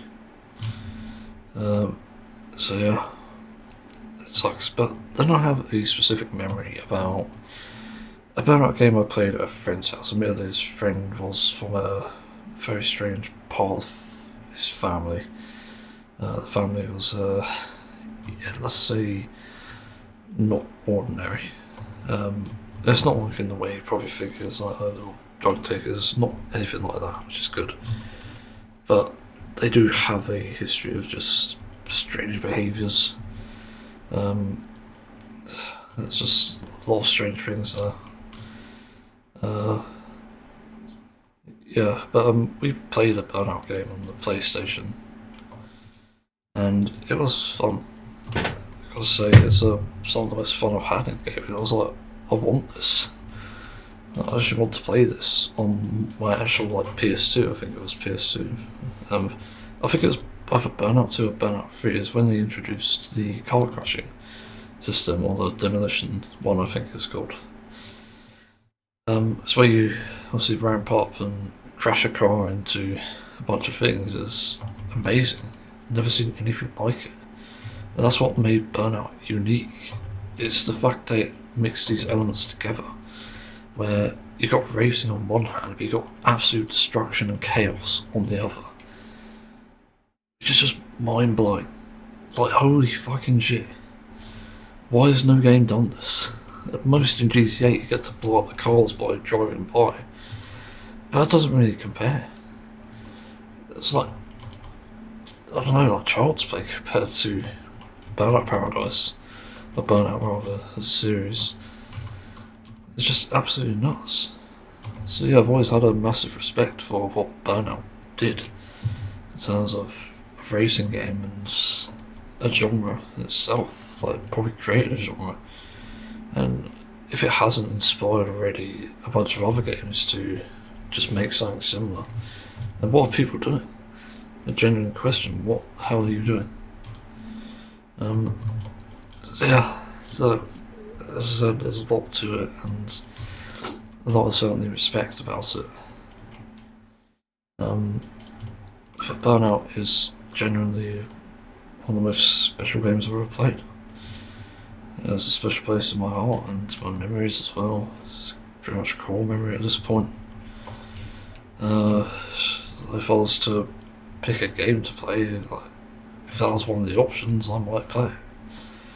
It's as simple as that. And I hadn't done the progression system badly, but that's the only thing, because you get the cheat DLC that unlocks everything for you. But I have a feeling it's doable. And one of the most interesting things in that is you get this AI that drives the car around, then you have to basically eliminate it to unlock it, which is just crazy. And as far as I know, it doesn't like run away or anything. It's not got this stupid like handicap on it. You literally have to chase it down, destroy it, and it's always going to be there. But that's one of the coolest aspects of it.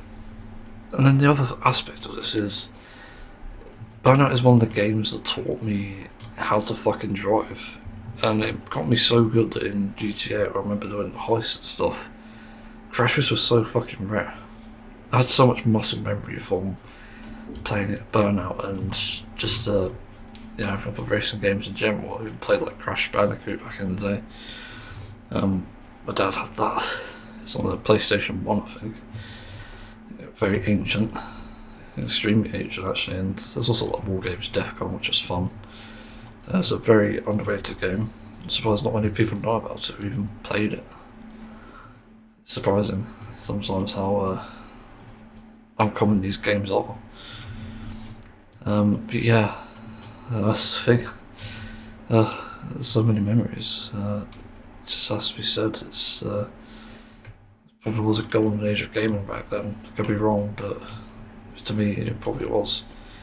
So many decent games out there, and not only that, it's just playable. I remember getting Burnout Paradise on the Xbox 360 at some point, and obviously I had to get a membership because that's Xbox stupidity for you.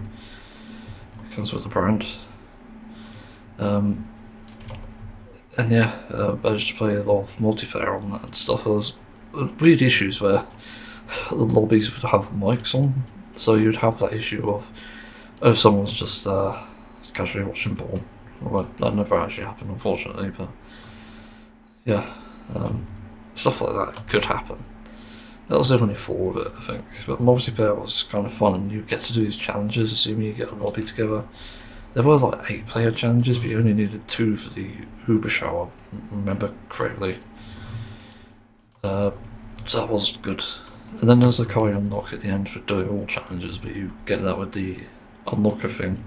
It's strange that they didn't unlock the Uber shower with that. That's a bit strange to me. I remember that always being a thing.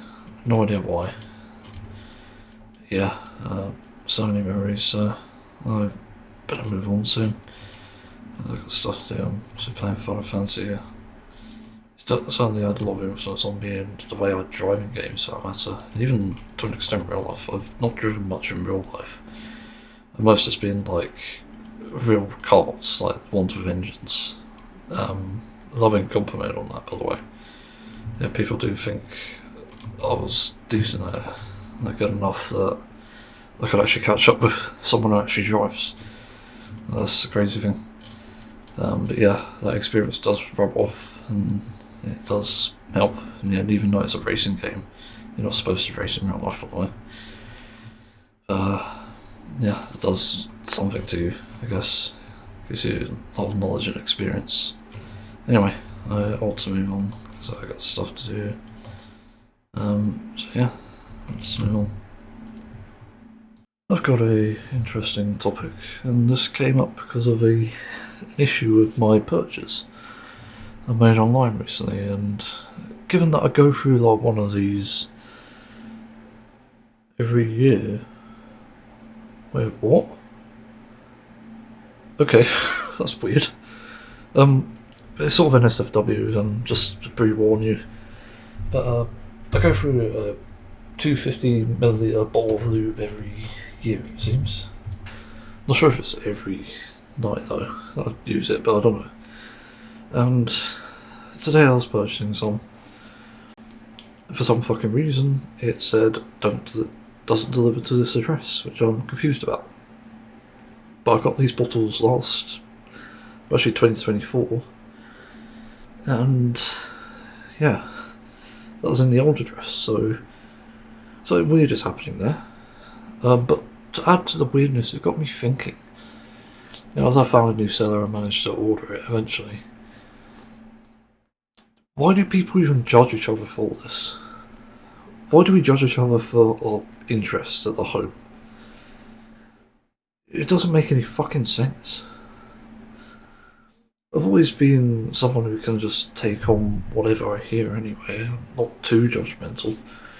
In fact, there are things about M that I haven't said. And that's for a good reason. It's like not worth saying. He has some interesting hobbies. Something's gonna smell shit. I don't know if I crap myself or something. I don't know. Or got it on me. That's weird. I need to pull my pants down at some point. Not on stream. Fucking hell. Yeah. There's some weird things with that.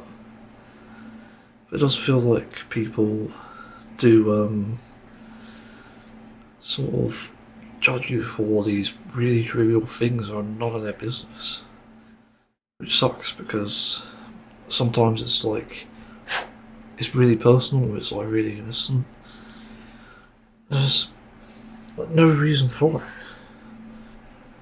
I just can't wrap my head around it. So I've just been thinking about it. And the reality I sort of had here is that these things literally do not matter and they don't need to be judged at all. Whether I'm buying lube or not, it doesn't fucking matter. I just piss off. It seriously isn't something worth judging.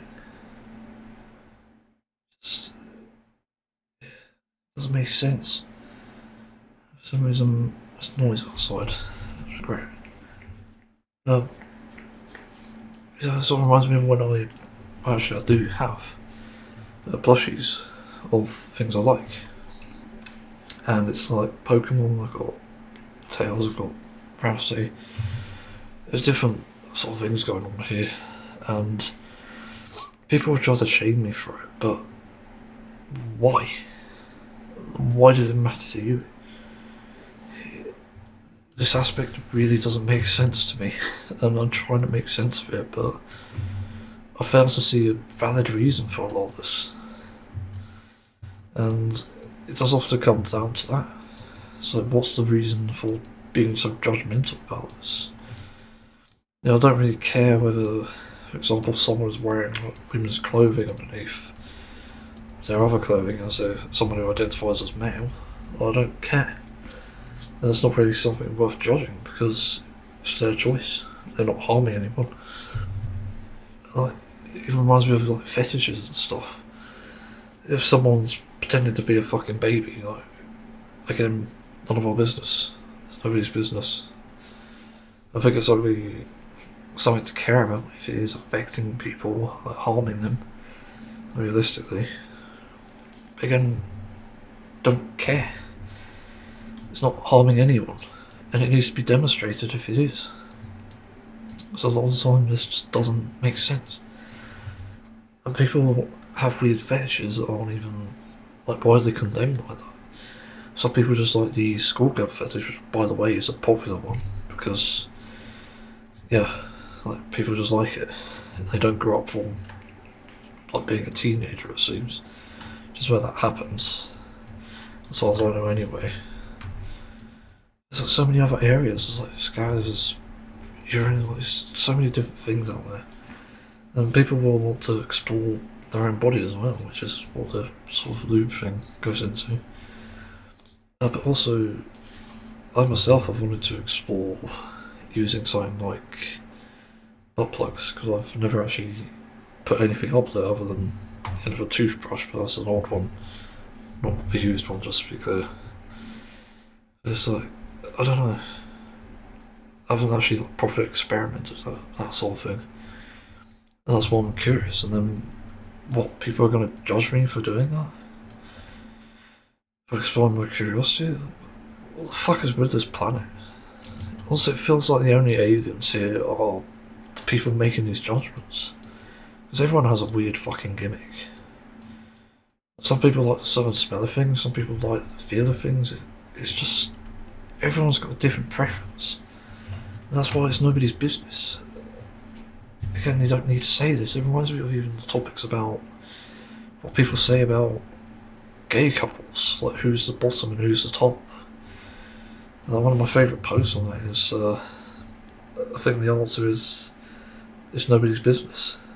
Like, you don't need to know. It doesn't fucking matter as well. And there is like channels I watch on YouTube, or one of them I remember anyway.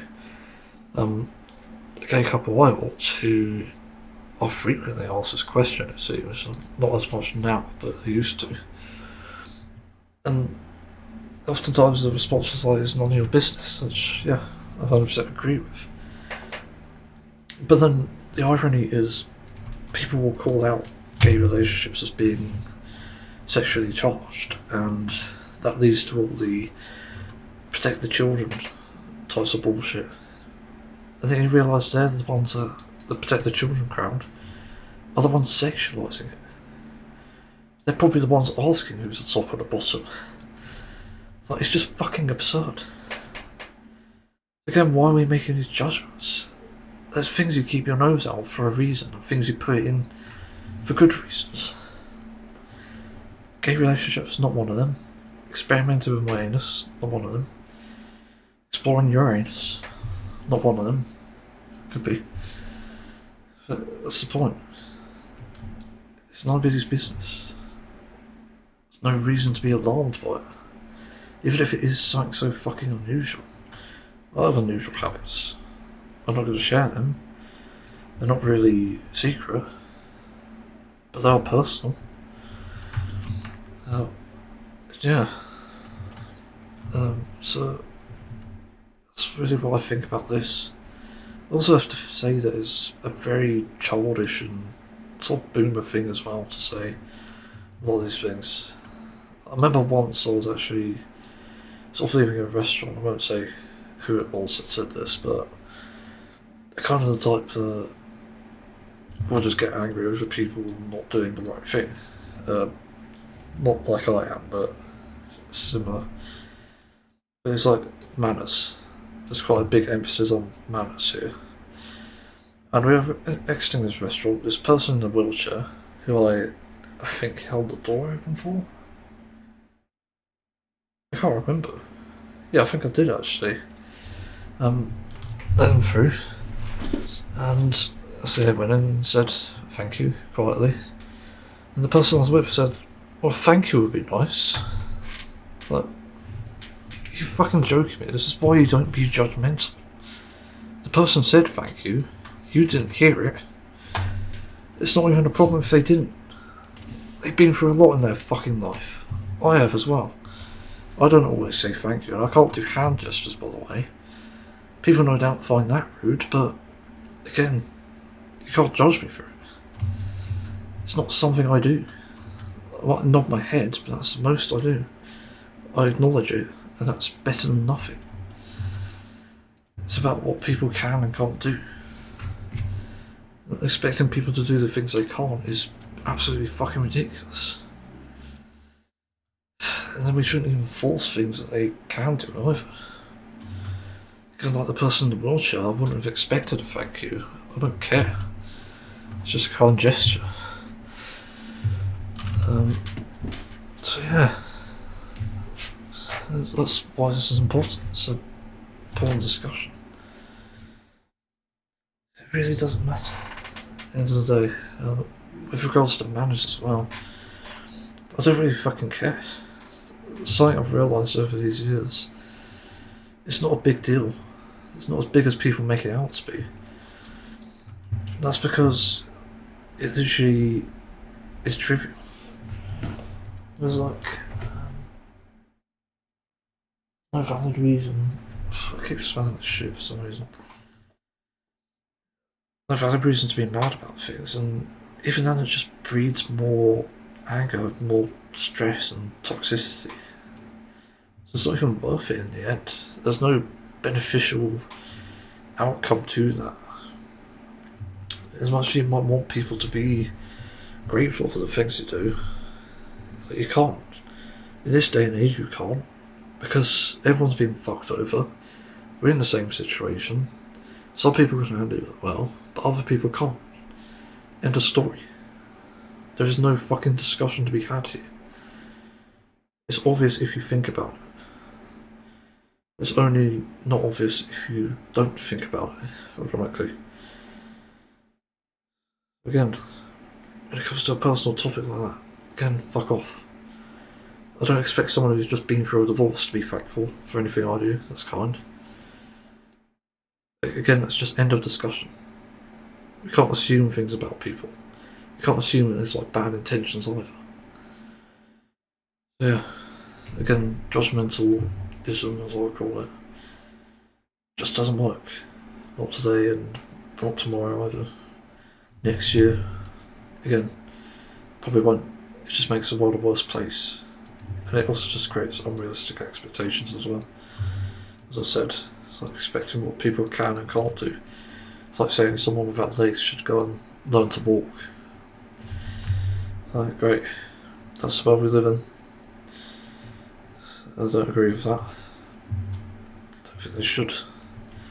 They should be able to learn to walk if they've lost their legs. Because they don't have legs. If they did, then yeah, they're even prosthetic. Maybe they should, but I'm not going to be judgmental about it. Whether they want to do it or not, that's their choice. It's the same with a lot of these things. If you want to explore something like, again, babyifying sex life, I don't know why you would, but it's a choice. That's it. It's hardly black and white. I don't even know what to add there. Nobody's business, and that's it. As everyone's consenting, everyone's happy, that's fine. Anyway, I'm going to move on, because I've got stuff to do. Yeah. Well, I've finally done it. What you're seeing on screen if you're watching is the slideshow of my Final Fantasy XIV characters. I'm still working on a way to get the chat box to appear, as in the one that covers it. Because that's been in the background since forever, but I need a way to make it work, and I can't find a macro that works, which is extremely frustrating, to say the least, because it seems like the sort of thing I need to work, especially to get this all organised and tidy, for that matter. Given up and moving on to like newer games at some point, maybe even today, I probably need to get this sorted so I can actually get a move on with these sort of things. But yeah, So that might be a problem to sort of figure out.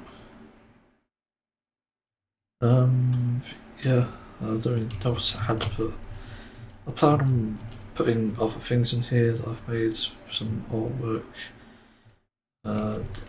Trying to think, is there anything else I've made that's could go in there? Don't know, I was thinking thumbnails, but it seems a bit dumb. To be honest, I'm not really happy with thumbnails I've made. Yeah, nothing's really coming to mind, but so to figure out, again I have to sort through images that I've made, and I'll just pick the ones that are good, because I don't really think there are many that are good. It's just the ones that I'm more happy with. I was also just happy to put on display. I'm not sure if GIFs work, because this is a weird thing about this, I suppose, OBS. I can't remember, is this all... The screenshots are WebP, but I think the images were a text box. Yeah, there's like a weird thing with that. I don't really understand why the internet downloads things as WebP. It just doesn't make any fucking sense. Remember back in the day we just had JPEG and AVIF and PNG and BMP, some other shit like the GIFs as well. We also had that. But nowadays you have just so many different things. It's hard to keep track of. It's just primarily WebB and WebP, which I don't get. Like again, back in my day, it was far simpler. You had your video formats, end of story. But now you just have these, which don't have any explanation or any reason to exist. Again, it just doesn't make sense, but I'm quite happy with Slideshow being there. Just it helps make things a bit more good, really. So when I'm doing the podcast, like I'm doing now, you can see the images I've made over time, and just yeah. I might also add like wallpapers into it. It really depends. There's a few things to go through with that, so I'm not really sure how I go about doing it and when. The when is the really hard part because it's a lot to skim through. Like how many games were screenshot I actually like? Be a good 10, I'd say, at most. But there's like hundreds of screenshots and individual areas in some of them as well. Borderlands 2 being the most noticeable, where there's like an area, like a screenshot for every fucking area, pretty much. I think I only picked the ones I really liked because it wouldn't be worth doing all of them. You know, that's kind of the issue. It's just figuring out what to do with that, how to get it to work and function. What to choose, mainly. Yeah, I don't really think there's much else to add there. That's sort of it in terms of that. Yeah, I don't really have anything else to add, in all honesty. That's just what I think. So yeah, if people like it, maybe I'm open to suggestions, I don't know. I haven't really done animations, and I'm not even sure about putting the one I made, the first ever one I made, in there, because again, people like misconstrue this shit so fucking much. It's really disheartening. I don't even like going into the story. That's sort of how traumatizing it is. It's also just people being really fucked in the head as well, let's be honest. It's a completely innocent thing. And then people took it to sexualise minors, essentially. Great, thanks. Exactly what I wanted. Not. It's just so fucking stupid. But yeah, so obviously have to be a bit cautious of that as well, because yeah, people might do the same thing. You know, pictures of like the film. Final Fantasy is pretty innocent, for the most part anyway. Yeah, so anyway, I better move on, got stuff to do. trying to animate at the moment, still on this. I reckon it'd take another few weeks, but I'm getting there at this point. Yeah, let's move on. I've got a kind of interesting topic. It's sort of reminded of this by a post on Slideshow, which, as people may know, can be a mixed bag. If you've hung around there, sometimes you get good posts, sometimes it's kind of like, yeah, a bunch of weirdos, and also for some reason you get Zionists in there every now and then. I remember a moderator just completely nuking a fucking Greta Thunberg post about Palestine. It's like, fuck me. So weird.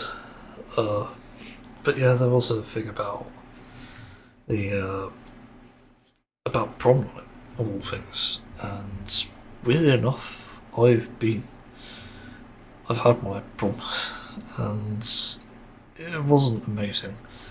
In fact, the fact I have so little rather, memories from it is kind of proof that it really isn't all that special, in my opinion anyway. Because my problem is, prom night was supposed to be something special. It's supposed to be like the final send-off for school. You see everyone dressed up and stuff. And whilst it's nice in the concept, the execution wasn't so good, in my opinion. And sensory-wise, I wasn't that sensitive back then. I think there's probably enough there that did bother me to an extent. But you know, it's kind of a deal breaker in some ways for some people anyway. I do think it's important to even note that there were probably sensory issues. I think there was music, I think there was food, and yeah, it's just basically a celebration. And you know, it really varied. Like, not everyone would like it. The nice thing is, my friends went. We were obviously all dressed up, even like teaching assistants I had throughout the secondary school year, and yeah, they came, they dressed up.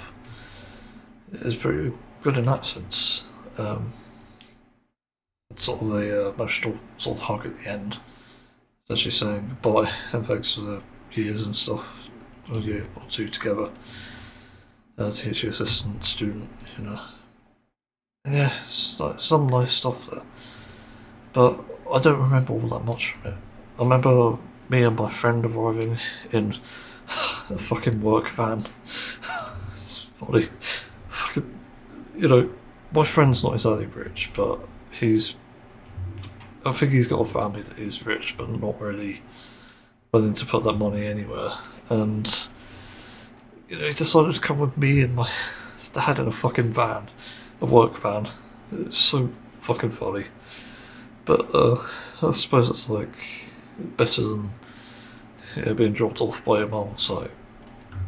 But yeah, it's kind of interesting. So that was one interesting aspect. So finding the outfit as well was kind of difficult at times. I remember briefly. I remember it sort of being difficult to locate that, and yeah, you know, you have to wear a suit and tie. And there was a weird thing, like when we got there, we were obviously watching everyone else get out their cars and their limousines, because some of them had that.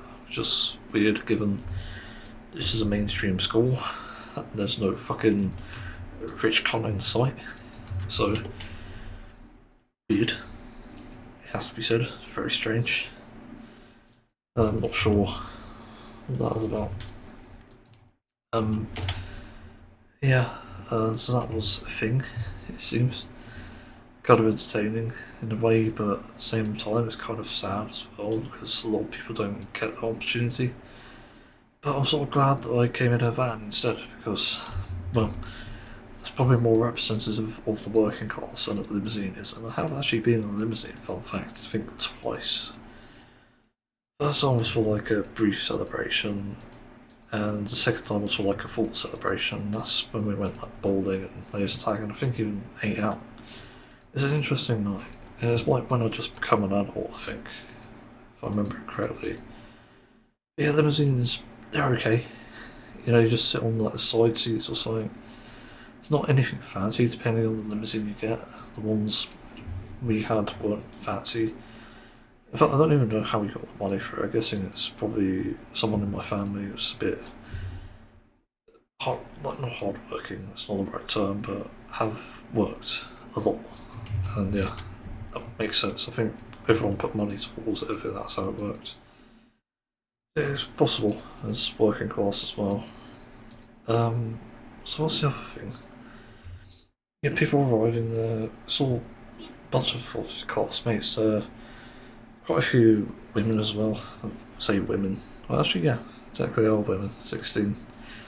Yeah, assuming everyone there is probably 16 anyway. Obviously, you'll have 15-year-olds somewhere, but you know, not a big deal. And teachers, we had teachers there as well. Some of the ones that interacted with us. We had our sort of, not a head teacher, we had a weird system in school. We had some of those in the higher positions there. And it's kind of interesting. We also had fucking a school principal, is it? I think we just call him head teacher, actually. But we had that person there. It's not very nice, to be honest. I don't remember him being that great. He wasn't really a dickhead, but came across like one of the times, based on what I've heard of him. So I don't know. It's really hard to comment on that.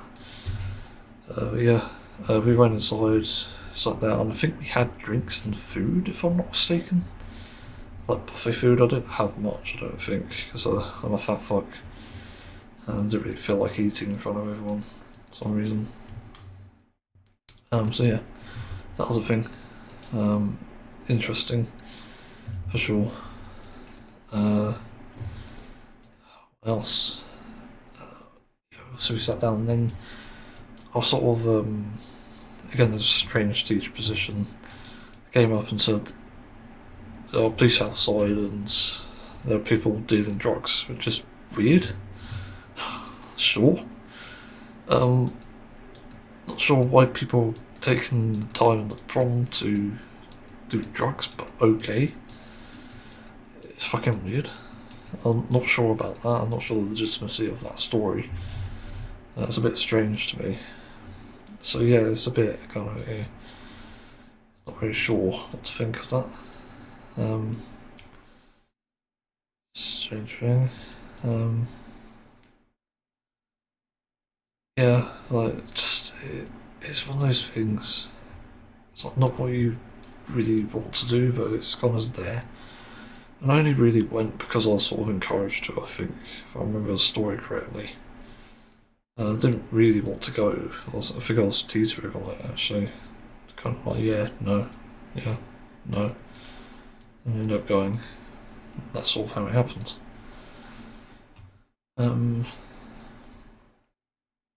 It's very interesting. Certainly is an experience. That's what it mainly is at the end of the day. I don't remember any dancing or like music or something, or anything like that. It's a bit of a blur to me. But by the time I think an hour or two had passed, mainly with the first hour being arriving and stuff, it was already night. It was already dark, and I remember, weird enough, the story about having to fucking wait for my friend's dad to pick us up. Ironically, yeah, literally that happened, and yeah, it's strange. Somehow ended up with that and that arrangement. You know, it's one of those things. But I remember when we were waiting, I said goodbye to the teaching assistants. I had some other teachers as well, I think. Sort of wished me luck and stuff in college and life in general. And then, for some reason, as we sat down, I got crapped on by a seagull. Yeah, at night, by a fucking seagull. Not sure how or why, but maybe it was a sign. Signs could have a shit life. Should have been kind of ironic. Yeah, like, it got all over me. I think it got in my hair and stuff as well. And on my glasses, weirdly enough. Or whatever I had back then. It's fucking disgusting. Went in the shower immediately when I got home. Got complained at because I woke people up with that. What am I supposed to do? Like, just like sleep in this shit? It's so fucking bizarre. It's such a strange story. Yeah, I was still in contact with my friends for a while, but I started to get very socially anxious and just stopped in the end. It's really difficult to do. Yeah, like that's the problem. Like, there isn't really much else to say on it. It's just one of those sweet memories. I remember, fucking hell, myself being quite horny at the time. You know, I saw like quite a few girls in there, and I remember messaging one of them on the night after the prom saying how beautiful she was in the dress. Yeah, old charming me. Fucking most cliche thing. I never got a response, by the way. That's the strange thing about that. I don't think it's a text didn't go through. I remember checking it years later for some reason, because it's there. I think I was going through like social media and stuff. It was still there. It's delivered, so it hadn't disappeared. Yeah, it's sort of bittersweet in a way. I was never really that lucky, but it's just what happens, I think. Yeah, so the prom, I don't know, it's really up to you if you want to go, but be warned, it could be loud, it could be a bit noisy, especially nowadays. I don't know how bad it is.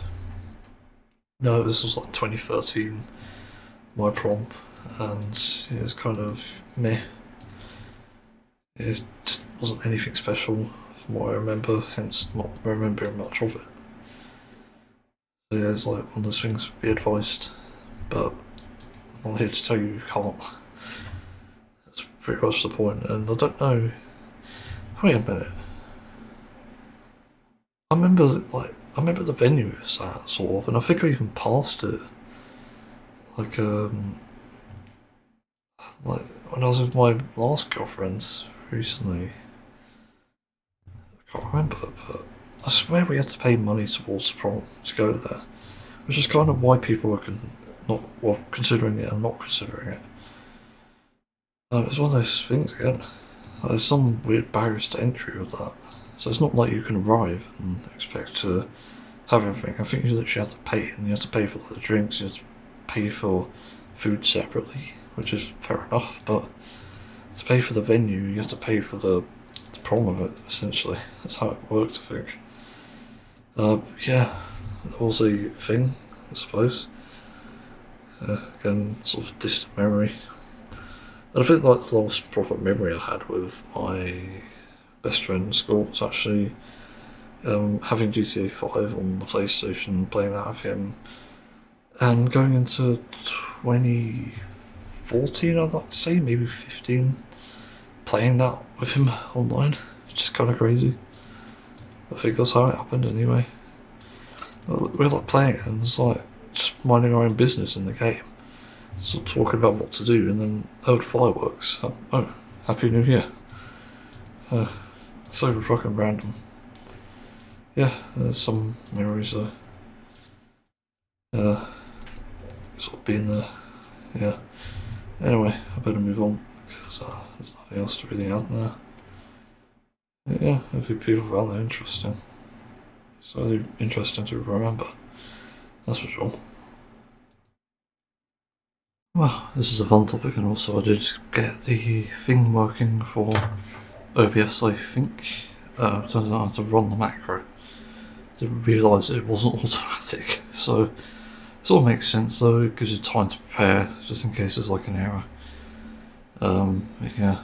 Anyway, I wanted to talk about something on cyberpunk analysis. It's pretty brief though. I fucking hate trailers these days. I just detest them. I am so tired of it because they're always the same. Like, there are two types of trailers I hate the most, and the second one is probably really unexpected, but you'll see what I mean. First one, the orchestral hits, and basically it trying to be epic. My fucking god, this has been so overdone. it's existed at least since I was a baby, and somehow I remember that because a lot of the trailers of movies from the 90s were still rolling with that same thing pretty much, and even the 2000s movies pretty much had this. And what's so frustrating about it is just the fact that it's the same thing every time. It's an orchestral hit leading up to this like percussion bit that's trying to transition. That ends with like a silence or even like a bass drop. It's so fucking cliche. Like, come on. It's pretty much. I reckon I could find the assets for that quite easily just by searching it, finding it royalty free. And that's probably what they use in these trailers. It always sounds the same. So it's so annoying. And then you got like other trailers which just don't fucking try anything new. That's why this is boring. That's why it doesn't work. It just sucks. But I will say, I think the only way to make it different again is to not just give into the same cliche fucking bullshit every time. Find something new, for fuck's sake. But then, this goes into the second problem I have with trailers, and it's actually one that's quite rare. It's more common in games, but not so much like movies and TV. But it's the type of trailer where it's like all fucking flashy. It's got like a piece of like copyrighted music, which I don't really care if it's copyrighted. But the music is often crap. I've heard so many bad songs over these trailers, which is the first issue with this aspect of this trailer. But it's also the way they cut it and edit it together, where it starts to be like flashy. As in, it literally flashes the image. It gives you a fucking seizure. I'm pretty sure it almost gives me a seizure because I don't find it comforting to look at. In fact, whenever I've seen lights like that, very visible, I've got sensory issues, I have to look away or close my eyes because it's so fucking uncomfortable. That's why I really don't like thunder as well. It's like the lighting aspect of it is kind of, it freaks me out. And yeah, like with these trailers it's the same. I don't know why you bother doing it. It's like they put it up to like a 16th beat, and you know, if anyone knows 16th beats are high beats per minute, it's quite hellish. It fucking sucks. But obviously editors don't see anything wrong with that, which is an issue in itself. Because it is a real issue, if I'm being honest. I don't know anyone who actually appreciates or even wants a fucking trailer that's going to give them a seizure. I really don't understand it. I thought we were past this, but no. You've got idiots that still think that trailers need to be, or even just fucking trailers and videos need to be flashing. Need to have flashing effects. That doesn't make sense. It's so bad. And sometimes they employ effects and stuff as well, and sometimes they even have the same orchestral hits. I really only got thinking about this recently because of the One Piece Season 2 trailer, and it reminded me that, yeah, whilst the trailer itself can show something for itself, but it's still got the issues. It's still got the issue of the orchestral hit, which I've heard so many times at this point, and it just gets boring and it doesn't even excite me, which is probably the intention of it. There's nothing to it, there's no build up, there's no climax, it's so uncreative now. But then I have to sort of mention the good types of trailers I see, and it's those that don't take themselves seriously. And I'm pretty sure like Undertale and Deltarune have some great trailers if I remember it correctly. And like old game trailers used to be pretty good as well, when they weren't using orchestral hits, because they still use them. Trying to think. Like there are others too, and it's not really going into the contents of it, it's more to do with the editing. Whilst I'm not an editor myself, I can safely say, as a viewer, I do not like the way the trailers are done. And yeah, sometimes they are too spoilery. That goes without saying. and I think that sucks, in all honesty. Again, the musical hits and musical numbers can just, yeah, they can suck a fat one. Just way too overdone. Just, they need to go. As simply as I could put it. I think if you want trailers to speak, I think maybe finding a better choice of music and not having these hits and these pauses and shit. Just be down to earth. Stop trying to present something that's of supposed quote quality. Just start trying to make something that's down to earth, so that people can remember as well. Like, I've already forgotten every other fucking trailer of like orchestral hits. Well, I can remember briefly anyway. The trailers where it didn't have these orchestral hits or flashing. So it's just fucking concerning. Just absolutely absurd. Anyway, I think I better move on because I've got stuff to do again. Yeah. So I've got an interesting topic whilst I play Cyberpunk in sort of place, even though it doesn't look at it technically, as you'll see later. If you're watching the screen anyway, wait a minute, is my chat plot covered? Nope, it's not. Okay, so the thing didn't work. It's annoying. It's supposed to be automatic, but anyway. Yeah. Cyberpunk 2077, I got reminded of this through a year-old movie podcast episode where they talked about a movie called Johnny Mnemonics, which I've never seen and don't really have any interest in seeing, to be honest. I don't know, like, it's one of those things, it depends on the type of movie it is, and I don't really know what I want to really do there exactly.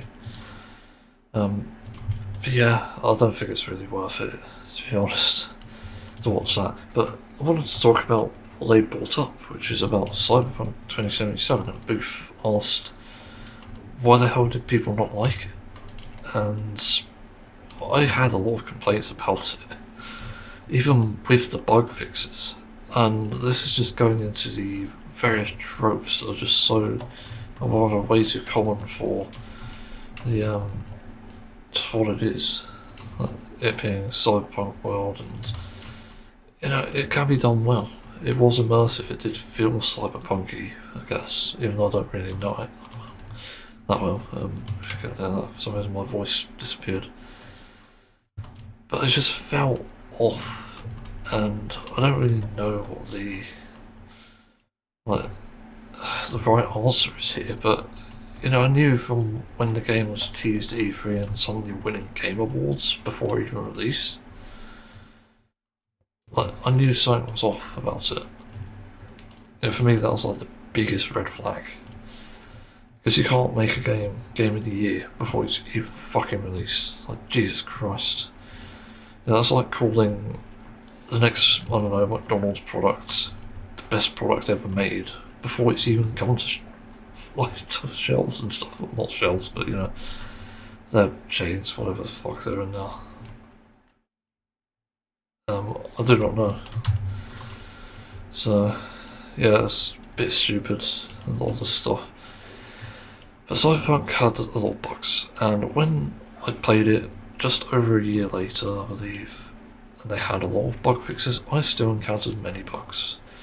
There weren't many game-breaking bugs, but there was like one that's quite noticeable, it's quite funny. It's like a ceiling fan that had somehow come off its axis and literally just span around the map.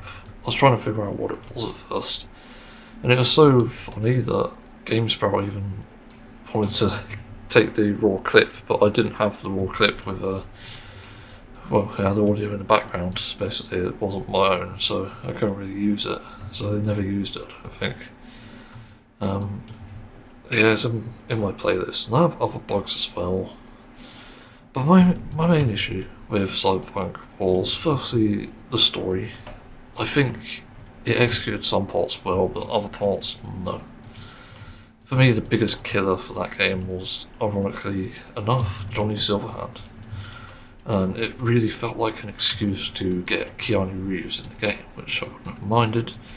but they did it so poorly that it honestly felt like, hey, celebrity actor guy here, you should pay attention.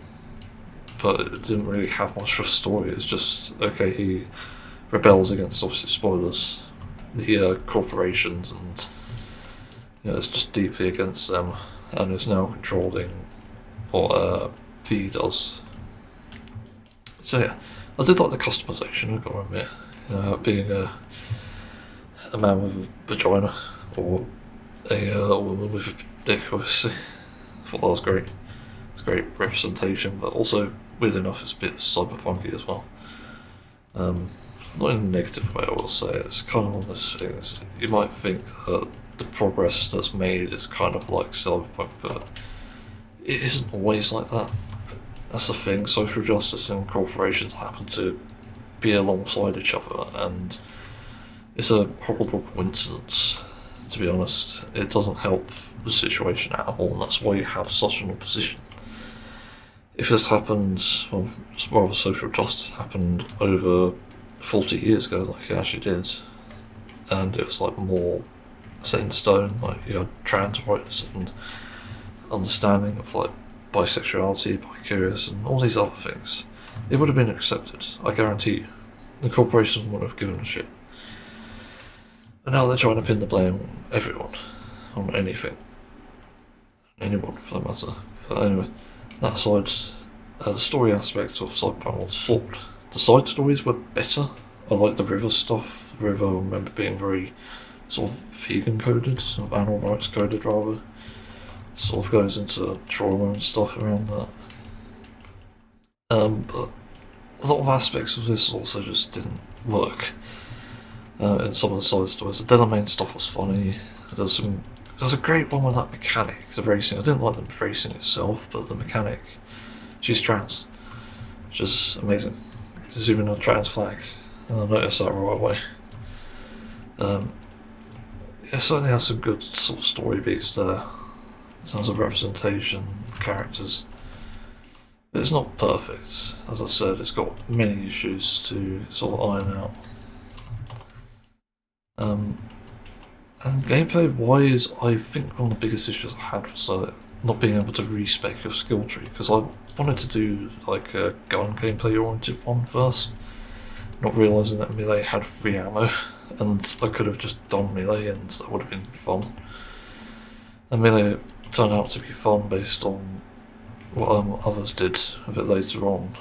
There's been plenty of things like throwing knives and shit, and katana. It looks fun, but it just didn't really get a proper skill point system. So yeah, that sucks. So that certainly happens for some reason. I remember all the promises they made didn't get delivered on as well before the game even released. It's so fucking weird to me, but they seem to have like completely forgotten about like the Mantis stuff. I remember the wall climbing stuff was also removed, and a lot of these things still didn't exist at that time. They might be added now, but I'm not entirely sure myself. But yeah, it's very strange. It's not. And then aspects of the gameplay, like the exploration, I remember being not great. Just another sort of fill the bar / percentage thing, which I don't mind in its own way. I find games like that fun, but it felt very tedious in the end, rather than, oh, this is actually kind of cool, and oh, this is kind of a different aspect. So it's just, it didn't work, in my honest opinion here. So yeah, that also could have done with much improvement. And what else was there? I'm trying to think. Cyber Psychos were actually one of the most interesting parts, but also one of the parts I disliked because it was kind of creepy. I've never been so fucking creeped out by a game before. I don't play horror games, but this did feel like what I imagine a horror game could feel like. So that was kind of like a mixed thing for me. Although technically Cyberpunk is creepy in its own way. I'm trying to think. The other things, the car stuff wasn't great. Also the lack of flying, yes. I remember getting into this and thinking like, okay, where's the flying? Because that's one of my favourite things to do in GTA, is to finally get an air vehicle and explore. But here it just didn't have that. So, what gives? Also, the path stuff didn't exactly do much for me. I picked the one on the outskirts. I can't remember the name. Yeah, basically didn't go Corpo or the other one. Yeah, it was interesting in its own way. I'm trying to think of things. Music was alright. I think parts of it were good. Like the soundtrack itself, the original soundtrack rather, I thought was okay. But the radio stuff was actually somewhat decent. Yeah, got Pom Pom Sheet and some great metal. There's actually some really good metal in there. I was quite surprised by that, given I'm a metalhead. So yeah, those are surprising aspects. Trying to remember what else. The graphics, of course, yeah. That was an interesting one because I got this game around the same time that I got my new PC, I think, roughly. Also had like one of my worst PC crashes on that. I think it didn't corrupt my PC, but it did freak me out. It just sort of stopped the GPU from working entirely for some reason. I don't know how I fixed it, I can't remember. But the graphics were decent as well as the performance, but you had to disable RTX because RTX was the biggest crutch for the fucking game that there ever was. Even with the DLSS mode, it did not perform. It frankly sucked, and that was a big problem. It also just meant that it was kind of flawed in a way. Because of that, you couldn't experience it in all its beauty, but I managed to run pretty much high settings with about 140 FPS or something. It's just fucking nuts. Like, it's the most demanding game at the time, and my PC, which is like just below mid-range, I think, or maybe high range actually, it's mid-high I would say, like 3070 and 5800X Ryzen.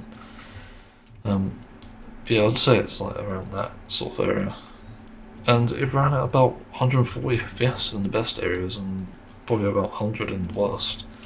Which is not bad at all for a game. It's actually damn good. You know, given how demanding it is, it's surprising. So I always appreciate that. Yeah, it had bugs with like the cars and stuff. I remember like sometimes they'd spawn on top of each other and they'd fucking glitch out. They might even explode, I think. Some interesting things to figure out as to work on as bugs. Yeah, gun gameplay I don't remember being great. Combat itself wasn't. I'd say it's different. I definitely appreciate and respect that it's got something going for it, but I don't know, it's something that didn't seem right to me, and I think part of that was just the sourness of not having the that's weird.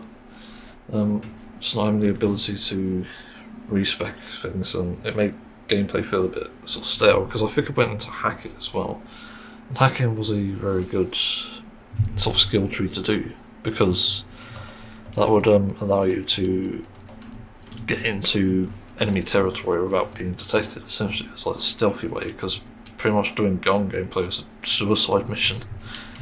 Yeah, it's quite actually hard to do gun gameplay as if you're a Doom guy. So that's sort of an issue.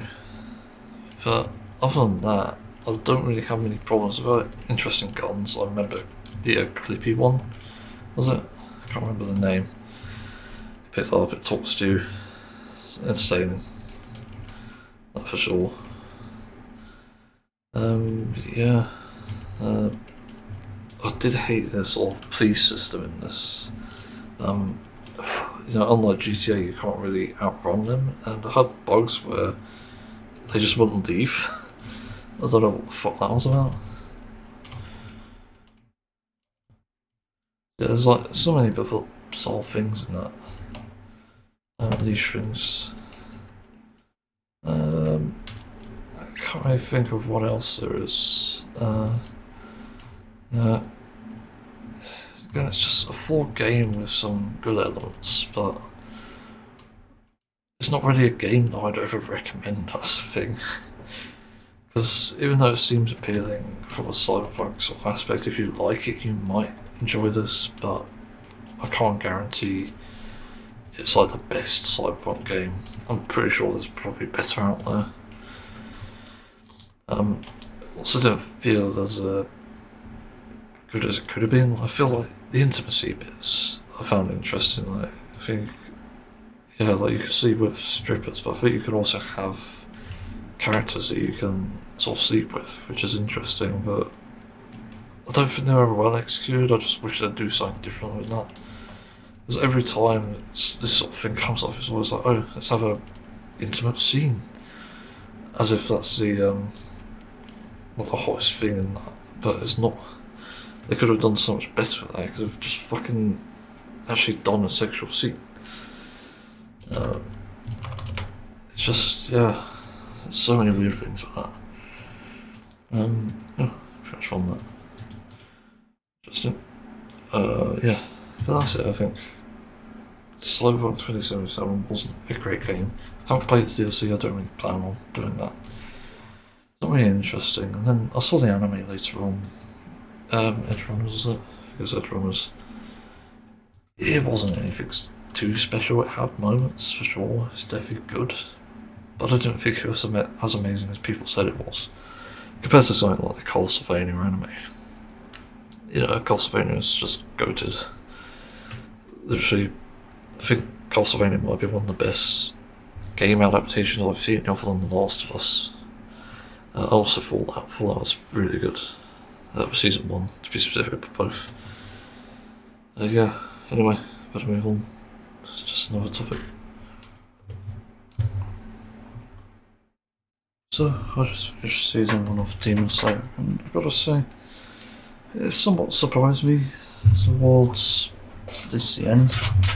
There's been some interesting sort of reveals here and there, and I wasn't too hopeful after the first 5 episodes because, as I mentioned, it just wasn't doing anything. Just like, you're poking it essentially as that meme, you're poking it, that's good, like, come on, do something. And yeah, it sort of stayed like that for a bit, but then it sort of picked up the pace when it introduced more characters and more backstory as well. Certainly some more interesting moments, and it has led me to realise a few things about the series that I can really respect and admire, considering that a lot of other series tend to skim over some of the details anyway. When it comes to like the demons, for example, so it's going to be a bit spoilery. Try not to spoil it though. They have personalities, and also they can have like lives in between. Yeah, but their pasts as well are often quite revealing of the character that they are, and sometimes they can really be quite shocking without the sort of shock value that you usually get. It's like throwaway, I don't know, like child killing or something. Yeah, you get some of that, but you don't get it a ton, which is the big difference here, I think, because I think others are trying to make out that, yeah, this happens all the time in whatever anime it is, but it does change it up here, from what I can tell, and it replaces it with some decent stories. And sometimes they're emotional, other times they're kind of like, can really not really pay attention to it.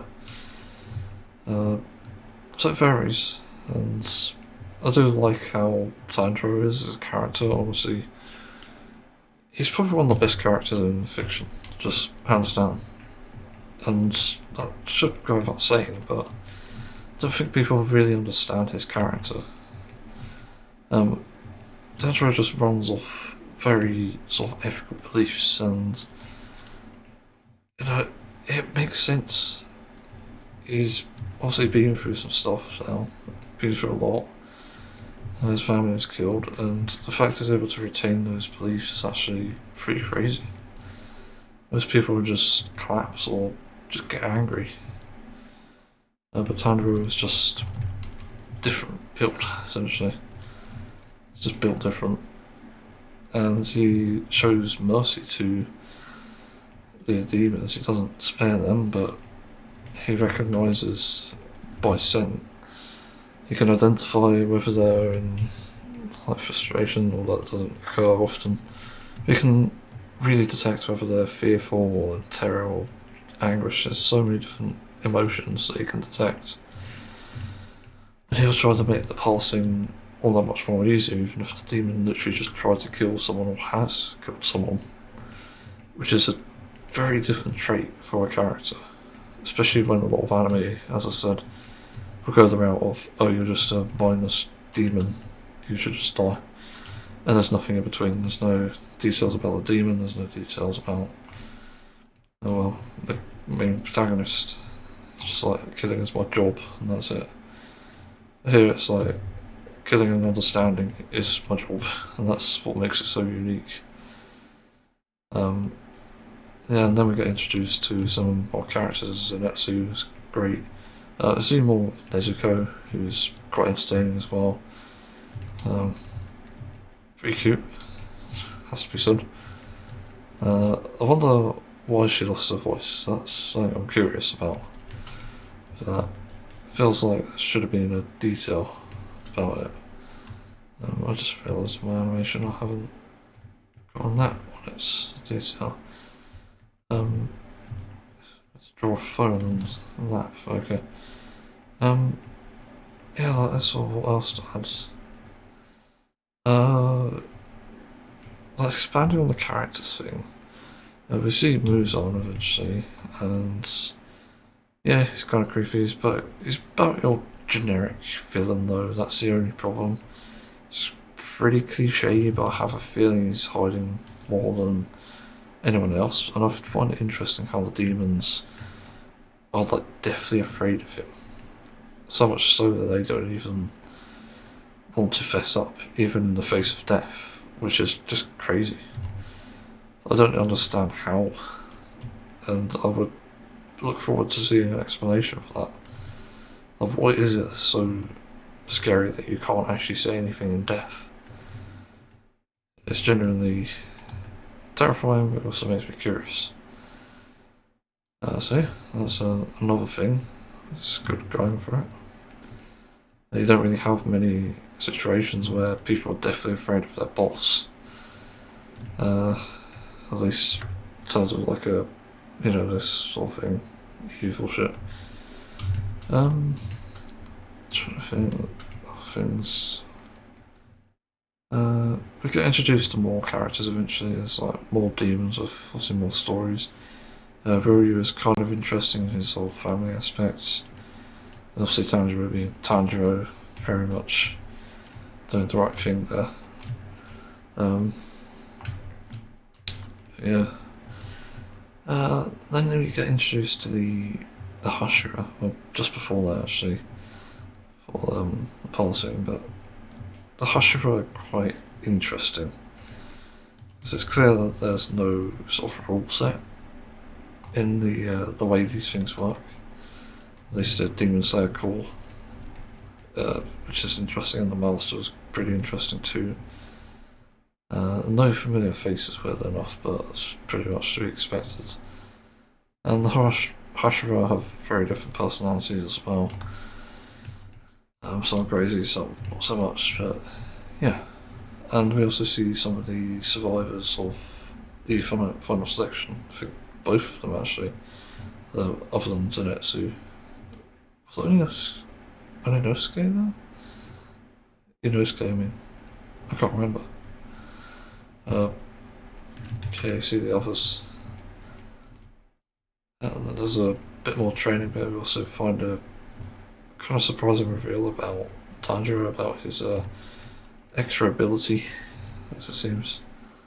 Gives him the power to almost defeat a 12 Kizuki who needs to plod from to help transform his sister supposedly into a human again. There's a bunch of interesting things going on. I don't know how, but he forgot to extract blood. I'm not sure what that was about. I only just realised it. Yeah, it's a bit odd. And then Harshra tried to kill his sister, but eventually they get taken to trial to essentially have Tanjiro justify keeping his sister around, even though she's a demon. So Ada's gimmick, it's just a gimmick. God, I can't speak for some reason. And what else? Training montage again. Sort of. Yeah, that's the other thing that's going for the show. It's got a decent sense of humour. I wouldn't say it's like the funniest, it's just the animation style is good. The animation obviously is good as well. It's very impressive in areas and wasn't as lazy as it was from the first 3 episodes I saw. There's definitely a lot more going on now.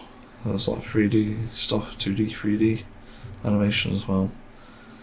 I've noticed 3D though because it's quite a high frame rate. It's impossible to 2D animate that, I think, unless they've drawn over it, which I don't know. I'm pretty sure you do that anyway, don't you? For animation, to save time. I could be wrong about that. Yeah, visually as well, it's also still impressive. Been impressed with some of the backgrounds in this anime. It's honestly been pretty impressive, and with the last episode of the season, it's also been kind of insane. Yeah, definitely a lot of stuff going on there. What else is there? Have I brought up like the personalities and gimmicks of each character? I don't know, if I haven't, then I'll bring it up now. I do like how everyone has a sort of gimmick in their own way. Like, Inosuke, I keep forgetting to pronounce his name properly. He's pretty stubborn. Zenitsu is pretty cowardly, but he ends up being quite powerful with his secret. And it's interesting he isn't seemingly aware of it. As per the episode where he saved that kid. Yeah. Something. Definitely making progress in terms of character development and also like the power, sort of fantasy aspect of this. It's starting to make a lot more sense than that should go about saying. What else? I was saying the music doesn't really get any better. There's one disappointing aspect. Sometimes you get really good music in anime, but other times it's kind of like, yeah, still standard music essentially. There's nothing special. There's like the occasional symphonic hit, and the house beat does appear a few times again. I'm sure I mentioned that before. But the intro and outro music are kind of hit or miss. As much as I prefer it as a genre, it's not anything special. And I don't know if it even really fits, to be honest. That's the thing I wonder about these, because this is obviously like fantasy, I guess almost steampunk. It's not electricity, it's just fantasy. So not ancient Japan, that's not the right term. I don't know, like pre-technology Japan, I guess is the term. Because there's obviously a train, as we see at the end. Yeah, it's interesting aspects. I definitely can't complain about this series too much though, even though it's got bad sides. But there is a bit of fan service. One of the Hashira has boobs, really big fucking boobs. I don't know why. In fact, that's weird, okay. Maybe not though. I don't know, maybe I'm overthinking it, but I'm not sure she is of age. Yeah, that's a bit strange. It's revealing that that's the thing. It's fan service, and it's just fuck off with this already. I don't care what character has the biggest boobs and it's going to make the most porn or whatever. I just want good characters, good, well-designed characters with interesting details, and she might even be biker if something said that, but I can't be too sure. I'm a bit uncertain of that. Yeah, there's still things to work out with that, I suppose. Yeah, I think I've about covered everything. There isn't really much else to say. It's not really anything new in terms of the power gimmick, it's just, breathing techniques. Zenitsu has his own one. Inosuke, I'm not sure what his technique even is. It just seems to be like brute force. It's just ironic given he wears a bull's head. Yeah, that's Demon Slayer. As far as a recommendation, kind of hard to say. I think you might like it if you want something kind of just to have on the side. There's not really anything noteworthy in my opinion, except for obviously the bits I did mention, which are different. But it's not something you need to focus on, like Attack on Titan, for example, or even One Piece. One Piece is obviously pretty much almost a masterpiece. Yeah, so it can be recommended. I guess that's one of the things I could mention is like how dark does it get anyway? Because obviously with a fantasy theme, it's kind of got that dark gimmick anyway. It's by its nature, and it does have some not very dark, but pretty dark topics anyway. And I think Kano, Kano is how you say it, but it's got it. She's got an A in the name. But her backstory was pretty dark, has to be said. It's kind of surprising, got me off guard a bit, because even though you had seen like dead children stuff before, there was a dead child in this one, and seemingly she was seriously fucking abused. So much so that she was deemed useless by people and sold in a slave trade. Jesus fucking Christ. Yeah, it's pretty dark, and she's obviously traumatized, as you can see. And here, because she doesn't really speak much. But she is an interesting character who I do hope we get to see more of. I'm pretty sure she appears in the end credits animation. Could be wrong about that. Yeah. As far as dark gets, although Rui did kill his own family, that's another thing. I think that's about as dark as it gets. It does. That's the other thing as well. The character that I kind of liked is the demon who essentially wrote the stories, I think, and got condemned for it by whoever he was living with, saying it's a waste of time. And yeah, like him being essentially mocked for it is just kind of so fucking relatable in some way. You've got those realistic aspects where some of these demons have had their dreams crushed literally and their lives turned upside down, and that's what makes them so interesting in the long run. It's so fleshed out. It's just so fascinating as well. Yeah, it's Demon Slayer, so I guess it's good. Has to be said. I think I'll move on now. I've got things to do. Got to eat now. We've got to play Final Fantasy XIV. And whilst we'll make an intro, okay. Welcome to the podcast. Hello.